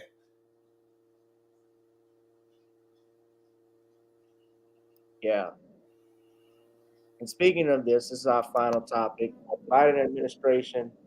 I didn't even know there was a day of visibility for transgenders. I never heard of that. But the White House has announced it will move to expand trans rights. According to this article from NPR, the Biden administration on Thursday announced changes in the travel process and access to health resources to expand the rights of transgender and non-binary Americans. The administration, right. So beginning on April 11th, United States citizens can mark X on their passport applications rather than just male or female. The State Department announced. It says it will update the TSC screening technology that will reduce false alarm rates and pat downs. Wait, what? Transgender Americans have typically had to go through additional screening with current gender-based technology. It says far too long, transgender, non-binary, and gender non-conforming Americans have faced significant barriers to traveling safely and may have not had their gender identity respected as they travel within the United States and across the world, the White House said. What do you? Oh boy. You know, when they went after Dave Chappelle, the transgender community, everybody should have saw this one coming. They needed a catalyst because nobody was listening to them, really. Now, all of a sudden, the Biden administration them are bending over backwards. Let me be honest with you. This midterm election, black folks shouldn't vote. They really shouldn't vote. Here it is. They didn't get an Asian something. They sent billions of dollars over Ukraine. Then the other day, Biden said we're going to spend some more money. Then today, they sent some money to Afghanistan. And now they're bending over on passports for us. But black folks, we ain't got a damn thing yet. This is one time y'all going to ever hear me say, we need to sit this one out. This is a slap in the face. I'm trying to figure out. So I'm just still trying to figure out when it was Transgender Day. I thought all of that was all of that was part of the month of June. So they got a day, transgender have a visibility day. Well, apparently. Yeah. They want to make every day Alphabet Day. Mm-hmm. And that's all that's gonna bite them in the butt on election day because just disrespectful to all those black voters out there who they said we needed to get rid of the evil orange man, but you don't have no tangibles for black people. You just you literally let the Ukrainians cut in line, being the third group to cut in line for in front of foundational black Americans. And then all we get are empty symbolic gestures that don't give us anything tangible. Everybody gets tangibles, but black people, and again, I agree with Harvey, we need to stay home on election day and just, because if you're not getting anything for your vote, you just need to stay home. Yeah, because we ain't getting nothing now. We ain't getting nothing, so we ain't losing nothing. You know what I mean? Yeah. I mean, normally you would hear me say national elections, okay, we can sit that out local, but we get screwed on a local level as well. I mean, here it is. We've been the most dedicated people. We've fought in every war. We pay taxes. They tell us we can't give you any reparations, but you didn't send almost $18 billion to Ukraine. $18 billion. But And yeah, they got approved so fast. Yeah, we got homeless people, and then the people of Ukraine show racism to us, and the news reported it. They told black folk over there, and those foreign-born blacks, y'all niggas, this is nothing to them. Okay, let's just keep it real. They got the experience. This is not our war. This is not our war. They didn't care. Y'all keep talking. Hold on, I gotta step out. Y'all keep talking. They didn't care. And to me, it's really a, I know you know, because you've talked about it a lot, Shawn, about our votes and everything. But I've never thought I would ever get to this point when I say we just need to sit down. And when they come in our community, say, take your ass back over to go pander to those other people. Because the funny thing is that when those groups vote, they use the Democrats and they run them to the Republicans. And then the Democrats call, yo, we're going to do this for you. Not this time. Yeah. You got to stop falling for the okie doke, because all those groups, they get their money, they get their tangibles. And then after the Democrats give them the tangibles, like you said, they go over and become Republicans and they start voting red. Because that's what the Hispanics have done. That's what the Asians have done. That's what the Afghans are going to do. That's what these Ukrainians are going to do. And what really disturbs to me is that here you have a group of people who are neo-Nazis, white supremacists, and they can go out here and get money before Black American citizens. That's what really aggravates me, is that you have a nation filled with neo-Nazis and white supremacists, and they're getting all this money quickly approved, but Joe Biden in 2020 tells black people he can't do anything for them. And here's the thing that gets me also. You have people come over here, barely speak the language, can go into a bank and get a business loan. You and our family's been here generations with your collateral. Yeah. How you gonna pay it back? And you scratch your head like, wait a minute. I'm like, here it is. I'm an American citizen. I pay my taxes. I don't break the law. But you take risks bringing people over here because now the Afghanistan's been coming. So everybody will leapfrog over us. But at the same time, we need to look in the mirror, tell us to our pastors, tell us to open your arms and pray and embrace everybody. No. Not this time. Sell that someplace else. Exactly. Like when the Haitians tried to come over here, they chased them down on horseback. When they came over the boat just 2 weeks ago, they sent them back. But you want me to cry about some little girl singing "Let It Go"? Whether that song Frozen, and then today on Women's Day on The View, they're like, we're gonna do a special thing. Our mothers cry for us when something happened to us. Our fathers cry for us. The Ukrainian people are so resilient. But y'all don't give a damn over in Africa when they was begging people to come help get those kidnapped girls. They went over there and destroyed Libya. And they say it's a third world country. And that's farthest from the truth. Right. You know, I went over those places and you'd be surprised. And you sit there and you feel bad that as you've been programmed as an American to think of these people as less than. They had more education than Americans. They spoke better English than I. But the thing is, you get people that who are white or approximate whiteness, and you want to come over because well, them Ukrainians and Afghanistan people are going to come. They're going to send a red into our neighborhood, and they're going to say, well, you know what? We're going to give you some vouchers to go out into the suburbs or to this state. They're going to keep pushing us further and further away from everything. Watch. Yep. Well, this is what's going to happen. They're going to push it. They're going to bring those people into the ghettos, into the poor places, into the Black community. Mm-hmm. They're going to gentrify it. They're going to set up their liquor stores, their nail salons, grocery stores. I don't know. A bunch of whatever business the Ukrainians do, they're going to set it up right here in your hood. And guess what? They're going to eventually the price is going to go up. The real estate's going to go up. You're not going to be able to afford your homes, and you're going to be pushed out. I'm sorry. Yeah, I'm 100% with y'all. I'm not standing with the church on this one. You got people you could help here. You have homeless people that you could help here. You have veterans you could help here who are homeless. I'm not saying that you can't donate and do things for people that are suffering, but you actually let these people cut in the line in front of your own, get monies, but have the nerve when your people want to ask for something, you're going to deny it. That's what upsets me. Yeah. we have more love for other groups than we have for each other. And we always got to take it on the chin. Like, and my thing is, the money they gave to Ukraine and the money they give to Israel, they could have gave that money to us and built the infrastructure in our neighborhoods. We could have fixed the schools. We could have got mental health capabilities for people with mental health issues. We could have fixed up the senior citizen homes. We could have did a lot with that money. But the thing is, they figured, nah, y'all okay. But see, we got to start standing together and demanding tangibles. If you can't give us tangibles, you don't get our vote. Do like everybody else do. What's it worth to you? Don't send no past in them. Go ahead. I'm sorry, Gavin. Well, I want to say actually quick. If the election was tomorrow and Biden was running for re-election, would you vote for him? Nope. Definitely not. Nope. Too many slaps in the face. See, so you would stay home, period. I would stay home.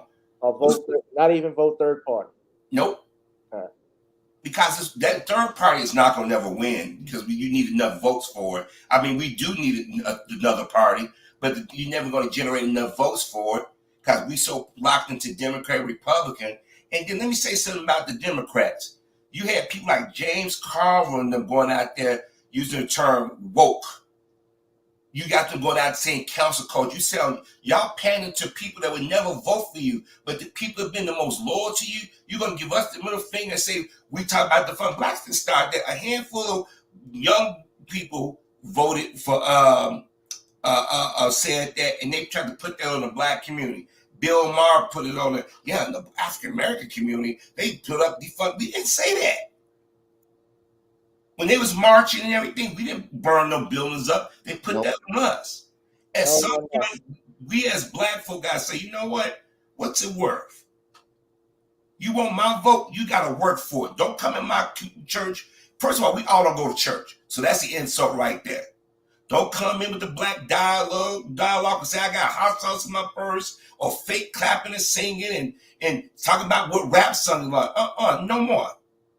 Because we held out because we keep doing it. I gave Obama the benefit of the doubt, knowing that he wasn't going to do too much of anything. I voted for Biden because of the damn shots and what was going on with the COVID, because President Orange was going to destroy everything. But Biden, as soon as he get in office, they signed the Asian hate crime bill. Right there, that's when I'm like, whoa. We've been fighting all these years to get a civil lynching law. They automatically, within months, they start getting Asian hate crime law, and then the Asians turn around and start fucking with us. Like daring us. Then you got the Hispanics jumping in front of us. No, it's time that we say enough is enough. And we also need to stop spending our money with people who don't respect us. These corporations won't even put businesses in our neighborhood. If you got to go to Hispanic neighborhoods, gay neighborhoods, white neighborhoods, Asian neighborhoods, just to do basic shopping. If they ain't the ultimate slap face, I don't know what it is. Yeah, the church, I would say this, when you say churches are the black community, they've been ineffective, highly ineffective. The church is actually the best looking building in the neighborhood.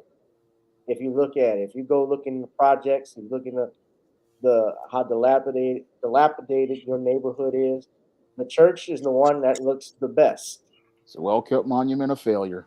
Not the schools, not the libraries. It's the church. They get tax breaks, they get money.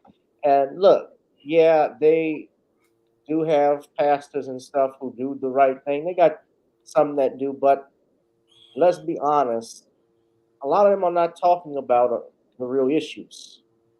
And they bring, every year when an election comes around, they let these politicians come and speak, but they never really ask them tough questions. They don't ever bring them and bring tough questions in. They always come and they speak and they do their little song and dance, and afterwards they'll have chicken dinners with you and take photo ops, and then that's it. You don't see them, even when they get elected, they don't come back to the church. Look how we try to get these John Lewis and then their police thing, and they played around with that, kept us like, we're gonna do it at the 1 year anniversary of George Floyd. Never happened. You know what I mean? And then you turn around and the Asians just like that get a hate crime law. That's the ultimate slap in the face. And you got old Skeletor James Carville get on TV and want to lecture black folk, and they took a word that we created and made it a negative. But thanks to President Obama, you're too woke. You're too woke. And now every time you turn around, woke is a negative. Right. John Lewis, a coward. I spilled blood on the bridge. I marched across the bridge and the blood flowed down my face. Oh. What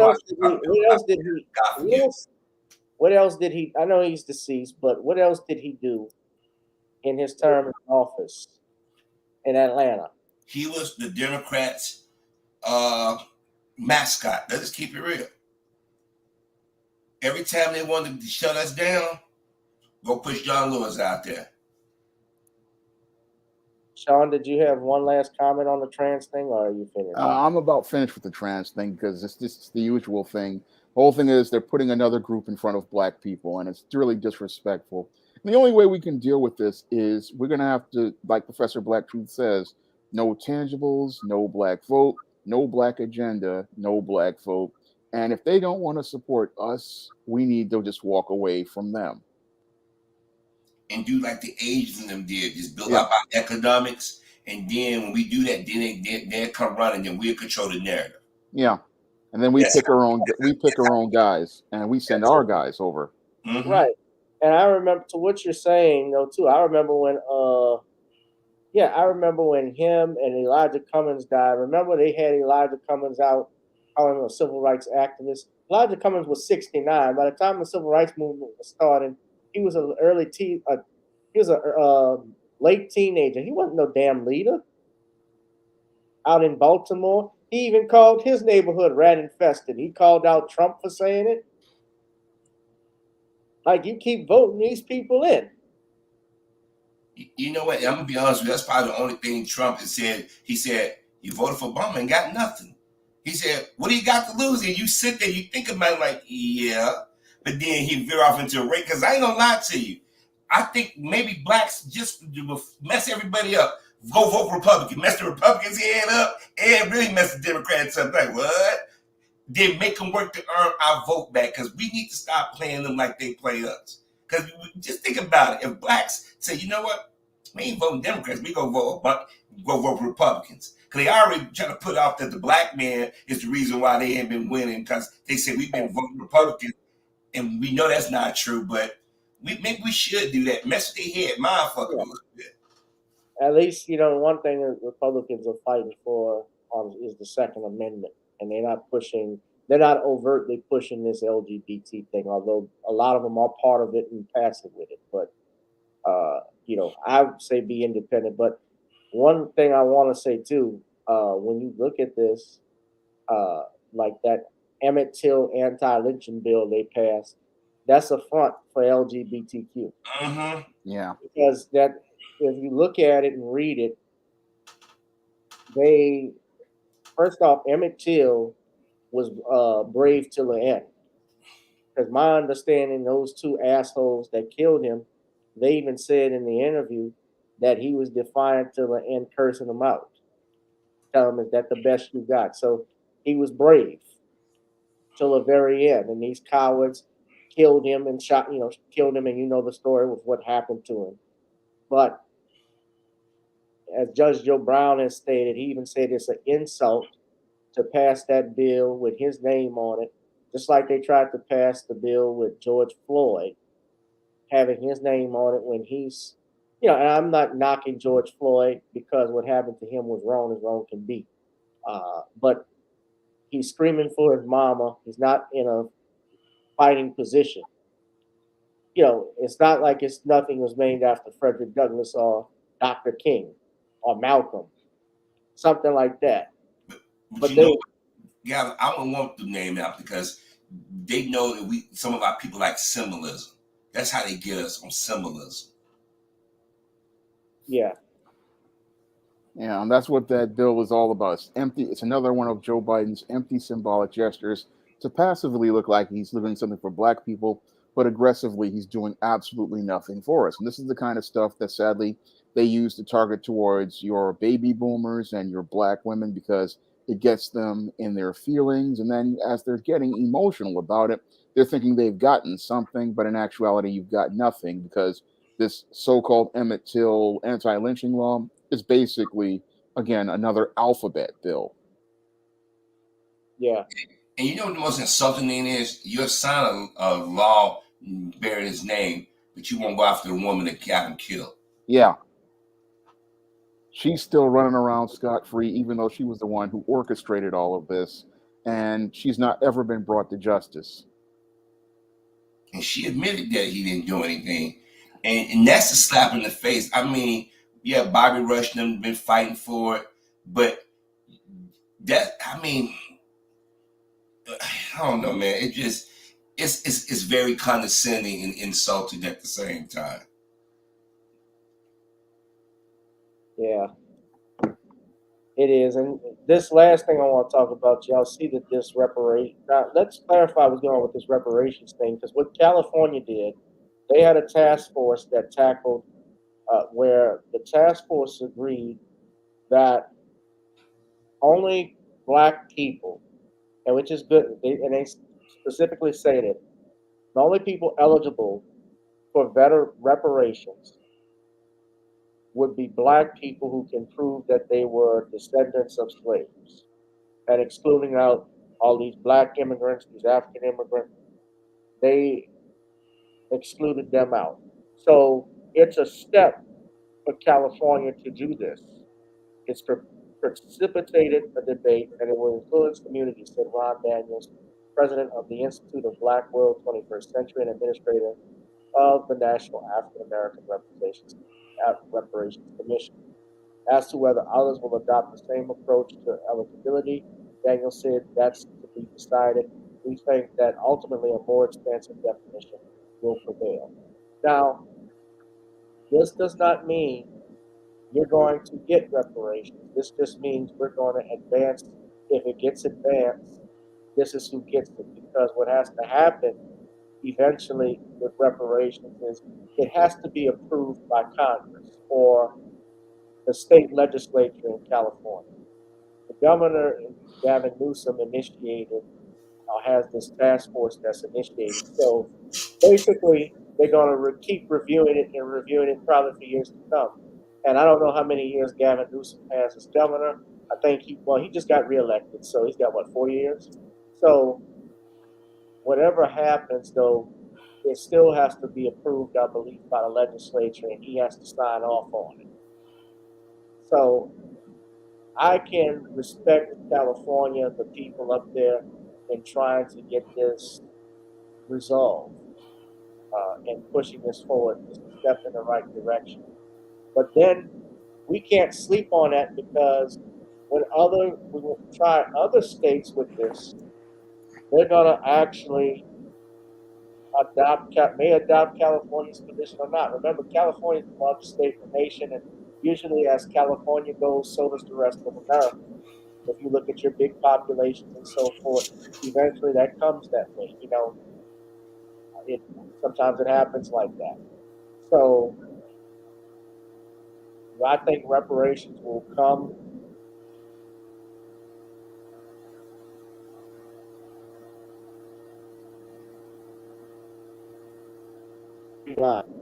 It's still very thin, but I think that it will. But I think the outline that they had on lineage based is good. Because we don't need these immigrants. We don't need more immigrants who disrespect us.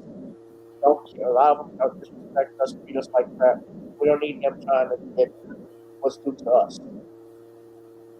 Well, the three of us know we are descendants from slaves. We know that we have members in our family were sharecropper. Most Blacks came from the South, up to the northern cities. So it shouldn't be that hard to prove. But the thing is, you're going to have a lot of foreign-born Blacks, and you're going to have other melanated people that, they got this people of color kick. They're going to try to sabotage this, because nobody wants us to get anything. Nobody. Because usually the people who do all the talking about reparations who are against it are people who just came over here the last 30, 40 years, or just came over here or stuck their ass in the country. Because if you go online The first people that are against it are melanated people who don't want to identify with us until it's convenient. And then you got that racist tinge of white Americans don't think we should have anything. Now, could we get it? Only way I think that we can get it if black folks keep their money in their pockets and stop supporting everybody. Because then this country, it would be paralyzed, because we know we generate the most money out of any group. It's just that we don't keep it in our community. But right. If we withhold our money from these different stores and we say, you know what? All you big corporations been invented from our labor, our parents' labor. And then you're going to turn around and say, we can give money to these other countries. Because a lot of people don't know, we give money to Israel. We give actual money to Israel. Yeah, we do. And a lot of people don't realize that. We give money to these Asian countries. But y'all, and I mean, almost 18 billion. I just want people to understand, almost 18 billion to Ukraine. And then you're going to turn around and give money to Afghanistan, but tell us, and we got to prove, okay, fine, we can prove it. But in order for us to get tangibles, we got to all get on the same boat and tell everybody, if you ain't a foundational Black American, shut up. This is our fight. And we should be making the local governments pay, because these local governments got fed off our labor. Because my grandfather had his land taken away from him. That was in recent years, so we can prove what was owed to us. But in order for us to get it, we all had to get on the same page and knuckle down. And we need lawyers. I don't know why we never take lawyers in the room. You need lawyers. There you go, Gavin. That's right, counselor. Put your hand up. You earned your degree. Not every man comes from slavery. We own slaves. Oh, come off that. Come off that. You come on, stop it, that. Yeah. We didn't own slaves. Oh man, I hate when people do that. Yeah, it's a bootlick in the room. Mm-hmm. Yeah, the king, I'm a lawyer. Not every black man comes from slavery. We own slaves too. Well, here's the thing, the king. There were black plantation owners in some states. However, who are the ones that orchestrated slavery in the United States? Who ultimately put it into law? And those were on the islands when they had that. We still suffer from the effects of white supremacy. See, you gotta be careful with that kind of talk. That's what I'm talking about. See, as soon as we start talking about our tangibles, somebody come in and throw a monkey wrench in it. What we did, we had slaves too, or we was stop. That's why you're giving people ammunition. See, we can't keep doing this, making this a generation thing, because we talking about it now. There's another generation, another generation, another generation. We need to put our foot down now. If you think that we can't do it, then you know what? Don't bother asking for anything. Like people be telling me we don't need it. Speak for yourself. We're gonna spend it. Yeah. We spend it on. Money on. Yeah. I'll happy to take the money. I'll take your shit. I'll take some. I mean, all this. If this country was really fair, they would say, you know what, Black Americans, you know, since you didn't took from y'all and people did free labor and everything, you exempt for taxes. They won't go that. They could have done that. There's a lot of things that they can do in this country. And then you have people like Bill Maher saying, well, put it in the schools. Don't tell us what we should do with what was owed to us. We didn't tell America helped rebuild Germany. America went over there and pushed the Palestinians out to give them Israel. It's a lot of crap. They apologized to the Japanese. The Native Americans, even though some are struggling, they didn't give them casinos. We ain't got anything. And we were here before everybody. Before everybody. We built this country. Hell, the world. Everywhere we went, we taught somebody something. Even today, people are still stealing from us and claiming it as theirs. Yeah. And speaking of something that is not theirs, of course, I'll just talk about this briefly, gentlemen. Of course, you know, the Black News Channel, the Blue Lick News Channel, as I call it, has filed for bankruptcy. I have to play this, though, because this is their best moment. In the law. That's not the way it goes.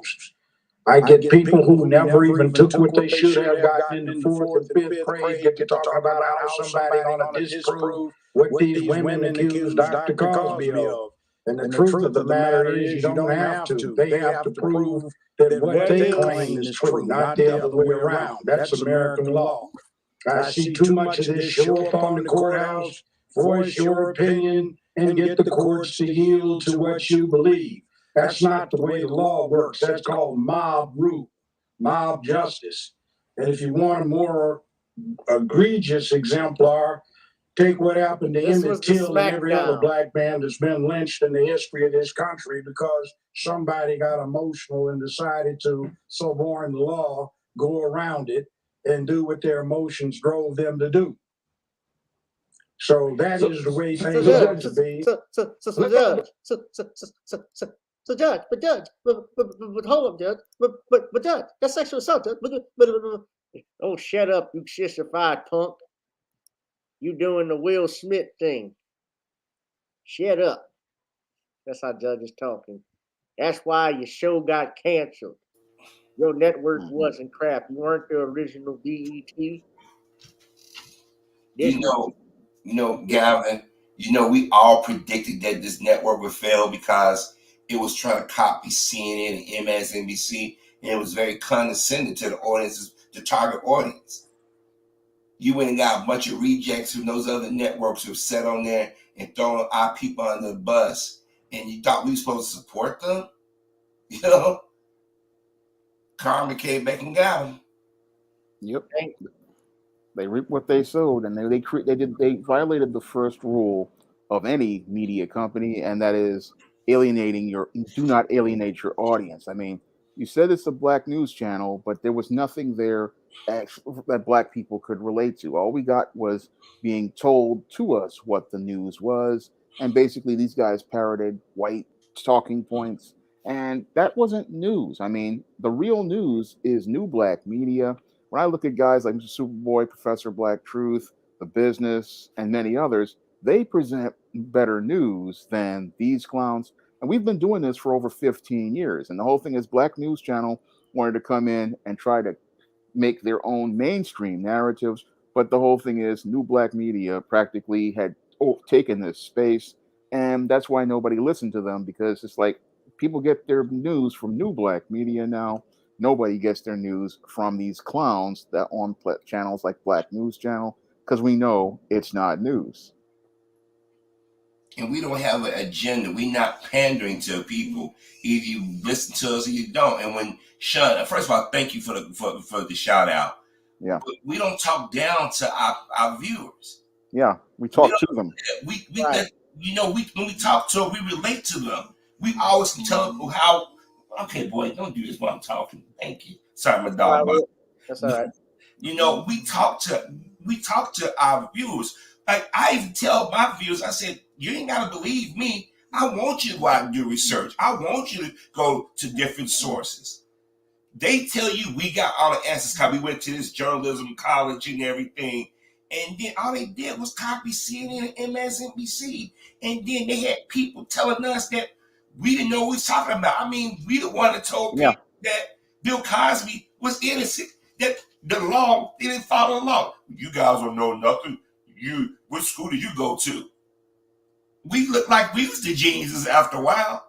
We was telling people what was going to be the next thing. And like, what do you guys know? You don't know anything. Let me go over to CNN and the Black News Channel, MSNBC. And they get the facts wrong.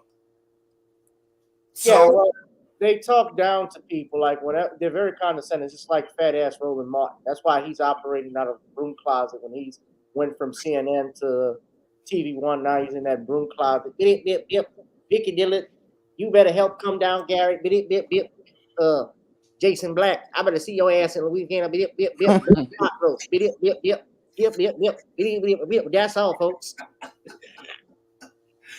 Like, I give you perfect. You know, I clown the judge all the time because, you know, Roland Martin and Judge Joe Brown are alphas, and Judge actually told me they must be letting up their requirements for the induction into Alpha Phi Alpha. They lowered their requirements because this popping fresh doughboy ain't shit. Let me add him. I want him to debate me on Twitter. I'd get that punk. I'm sorry. You know what made me think about something? You know, when Sean do those videos, we do the introduction, like he did the one Zoe Kravitz. Yeah. That was hilarious. See, they needed something like that. They need to lighten up a little bit. They was all like trying to be Mr. Proper and everything. Yeah. But Judge Joe Brown showed them up. That was the kicker. He made them look inept. Because they were caught in their emotions. You see, a reporter is supposed to be is not supposed to be biased. If you don't like Bill Cosby, you think he's guilty, you keep that to yourself when you're reporting the news. Yeah, a journalist's job is to be objective. You have to present the facts and then let the audience make their own observations regarding the facts. And that's what I like about New Black Media is that we present the facts to people and people decide based on the facts. That we're not getting that from your mainstream media. They just want to tell us what we should believe. But when I listen to New Black Media, I get the point, I get the counterpoint. And that's what we used to get in journalism back when I was used to watch the news in the 80s, but we don't get that anymore. We get too much opinion. I mean, even though we do give our opinions at points, but we still talk about the facts and we break it down. We try to get people to say, look at it from this perspective. Just don't let us tell you what to think. Because that's why people are so easily manipulated, because they're not telling people to think. Right. And, you know, the Roland Martin, TD Hip Hop, shout out to the brother from TD Hip Hop. He got exposed because it's come out now that the Biden administration even refused to give funding to the Black news media. When they were doing COVID-19 and they were doing these advertisements, they had approved funding and monies to go to different networks. And they only gave less than 1% to Black media. And Rowley called him out on that. But then he's attacking Black people, in particular Jason Black, your New Black Media, Vicky Dillard. He attacked Boyce Watkins, a bunch of other people because of that. But nobody watches his crap. He's very, like, when you look at him, he's very arrogant and condescending. Look what he did with Umar. And say what you want about Umar Johnson, I wouldn't have done that to a guest on my show. When you have a guest, like a guest in your house, you make them feel welcomed. He didn't do that to that white supremacist we had him on the show. No, he didn't. You know, he's begging the government to give him money instead of going to his viewers and say, if you really believe in our content, we ain't got to worry about it, because the federal government's never going to give Black people the advertising dollars. We've been yelling that for like 20 years. They're not going to do that because they don't want us to have a voice in the news. That's why they didn't want Cosby to buy NBC, because if he bought NBC, he controls the news division. He gets to determine what goes on the air. He got all those archives, all that foul footage that they won't release. I'm sorry, boy. I'm going to take you outside in a second. Let me finish. You are a dog. You can hold it. Sorry about that. It's all right. We're almost about to wrap it up too, by the way. But do you have any? That thing with Roland, yeah. But then I found out like who he was tied to. There was this company, this union, I believe. It's off the tip of my tongue. But go to my video. We talked about it, and TD Hip Hop talked about it. But it's basically tied to the Democratic Party. And that's what that whole thing is about. It's their shields for the Democrats. Bottom line, it's about the Democrat. It's about pushing the Democratic agenda. That's all this shit is about. That's all it's about. Yep. They're not about it. He's not about keeping it real. He cries about it entirely too much, like he's begging. Please give me some money. Get the dollars here. If they not going to do it, you go around them and you say, okay, you guys don't want to advertise, or you want to insult our listeners or our viewers? Okay, we're going to do this. We need to do like other communities and stop asking people and do what things within. Then they would come to us. Then that's when you got ultimate power. But we don't think that way. We always want white daddy to come in and bestow something upon us. That's not going to happen. Yeah. Yep. And now they got fucking, it's worse. They got Don Lemon out there with a helmet on. Oh Lord. I'm Don Lemon and I'm in Ukraine. I'm sorry, I didn't do that. I wonder if he smells weed. Do you have weed here? Look at this. Wait, look at this. I smell weed. Hold on, y'all look at this picture. Look at this crap.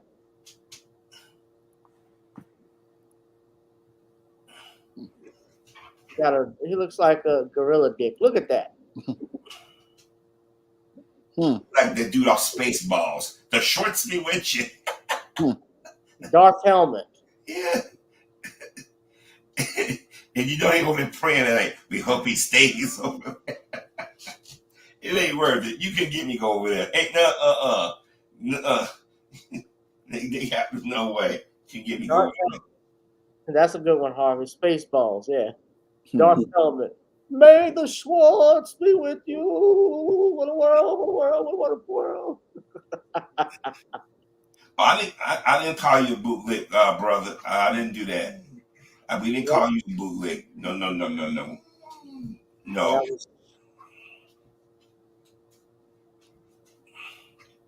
That was Shawn that said that. Shawn, you have something to say on it? I don't have anything else to say.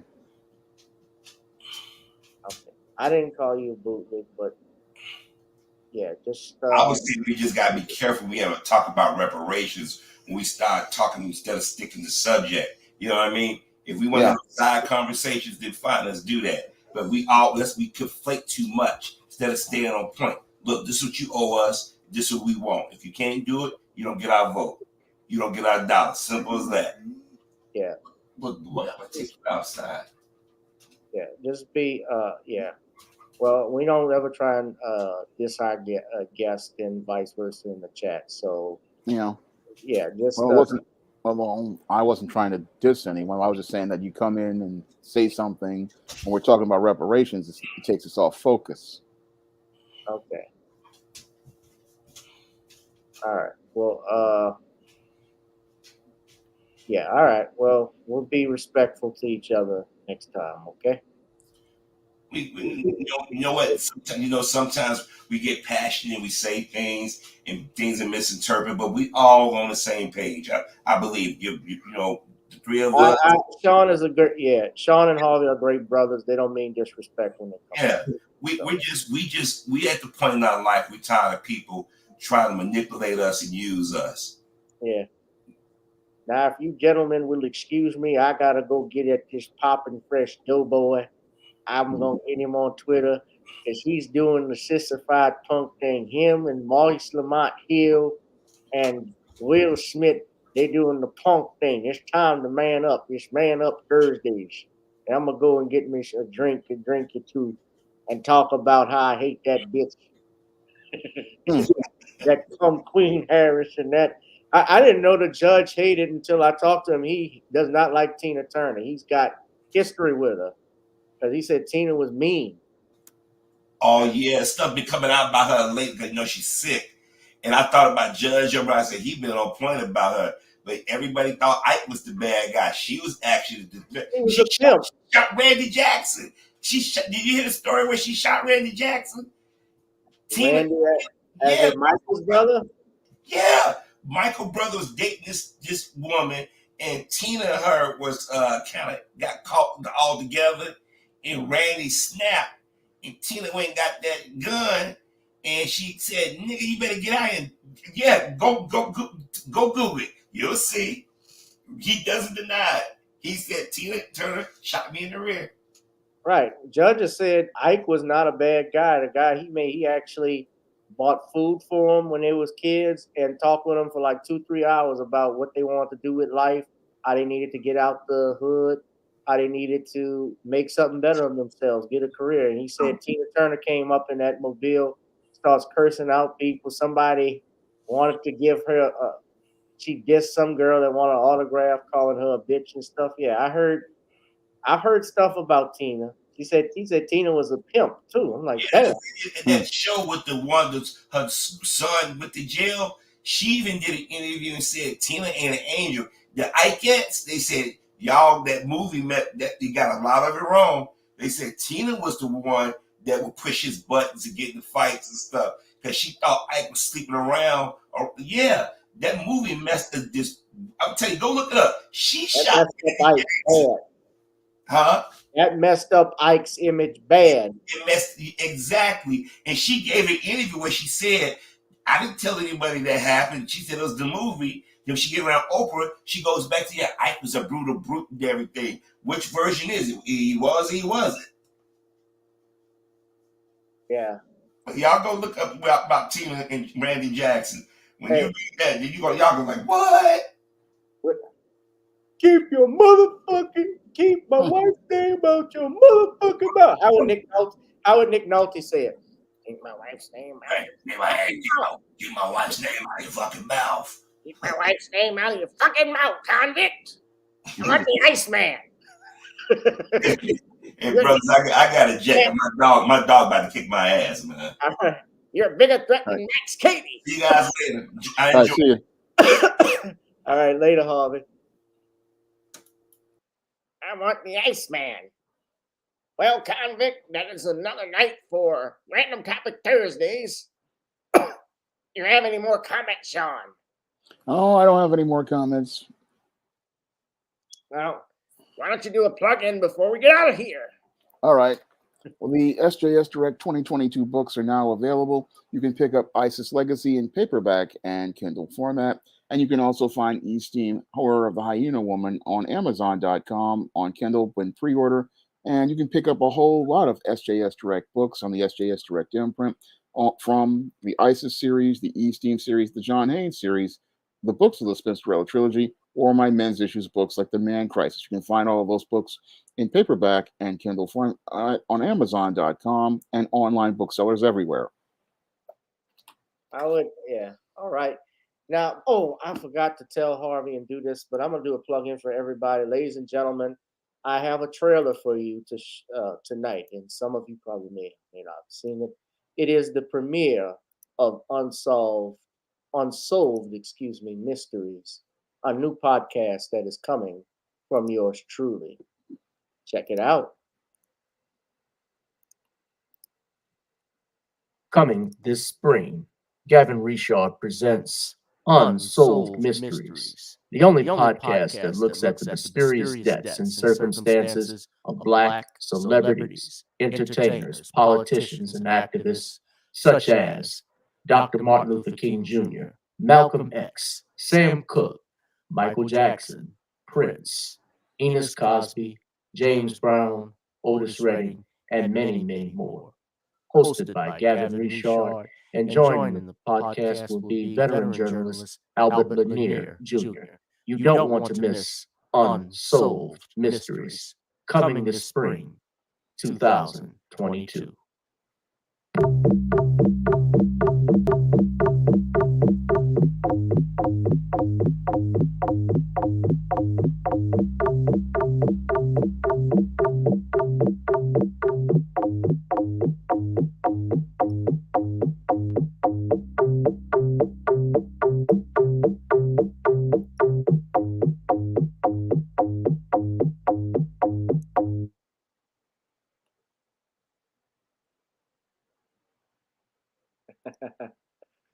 Oh, yes, that's going to blow up for sure.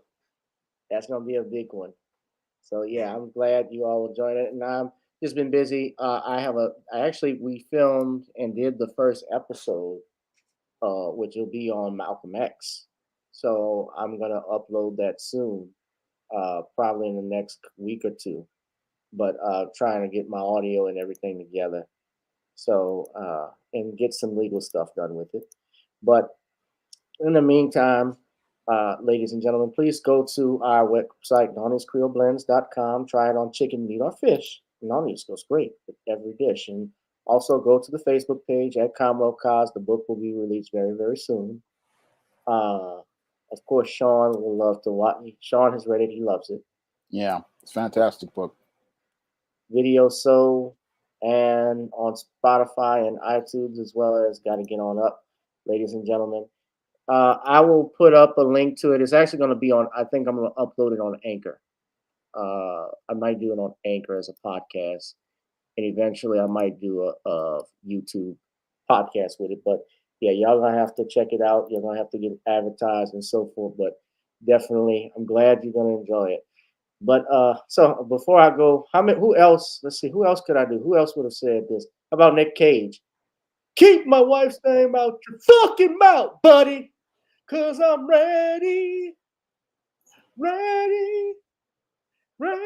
for the big ride, baby. How about Bill Cosby? You keep my wife's name out your filth sliding fart-filled mouth. Nah. How about Stevie Wonder? You better keep my wife's name out of your fucking mouth. How about Steve Harvey? How would Steve Harvey do it? Steve Harvey would, yeah. I'm gonna just tell you, you talk about my wife one more goddamn time, I'm gonna whoop your ass. Keep my wife's name out your fucking mouth, boy. Yeah, you big wheel. You can't take a fucking joke. Yeah, your ass crazy. I'm from Cleveland, y'all. You from Philadelphia, but I'm from Cleveland, y'all. Said, get my belt. Said, get Levita too.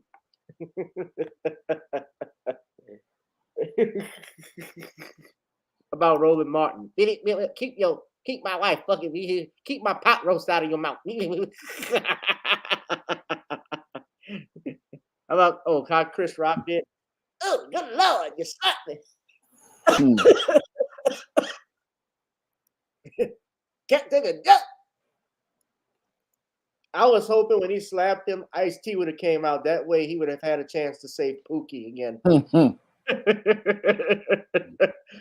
Scotty, what's this, you bugs? You remember that scene? Scotty! Yeah, show some love in the chat. Thank y'all. I didn't talk to the chat, but Dark Gable, Jennifer Wade, Vulcan, PD Chicago, Nino Black, Derek Bailey. How would Judge say that? How would Judge done it? Keep my wife's name out your fucking. Keep my wife's name out your fucking mouth, son. You don't play with UCLA. I'm old school. I man up in this shit. You ought to not come up with me, Mr. Rock. Yeah, I fucking said it. You sissified punk. You punks don't have a clue what it was like. You think life was hard then. Imagine coming up when UCLA with gangs around you and got 2 shoes and all you had was shoes with no socks. I even walked without socks, boy. I was manned up at the time of 5. I knew how to shoot my revolvers when I was 6. 6 shooters when I was 6. A 6 shooter for 6. 6 on 6. I went too far with it, too long. All right. Can't even imagine the judge dropping the F-bomb. He would probably replaced it with damn. No, he wouldn't have said F-bomb. He just done it. All right, Sean. All right. Well, you have a good evening. Good evening. Thank y'all. And ladies and gentlemen, that's been it for me. We'll be back on Sunday for another edition of Gavin Richard Presents. Again, hit that like, share, and subscribe, and donate to the Cash App.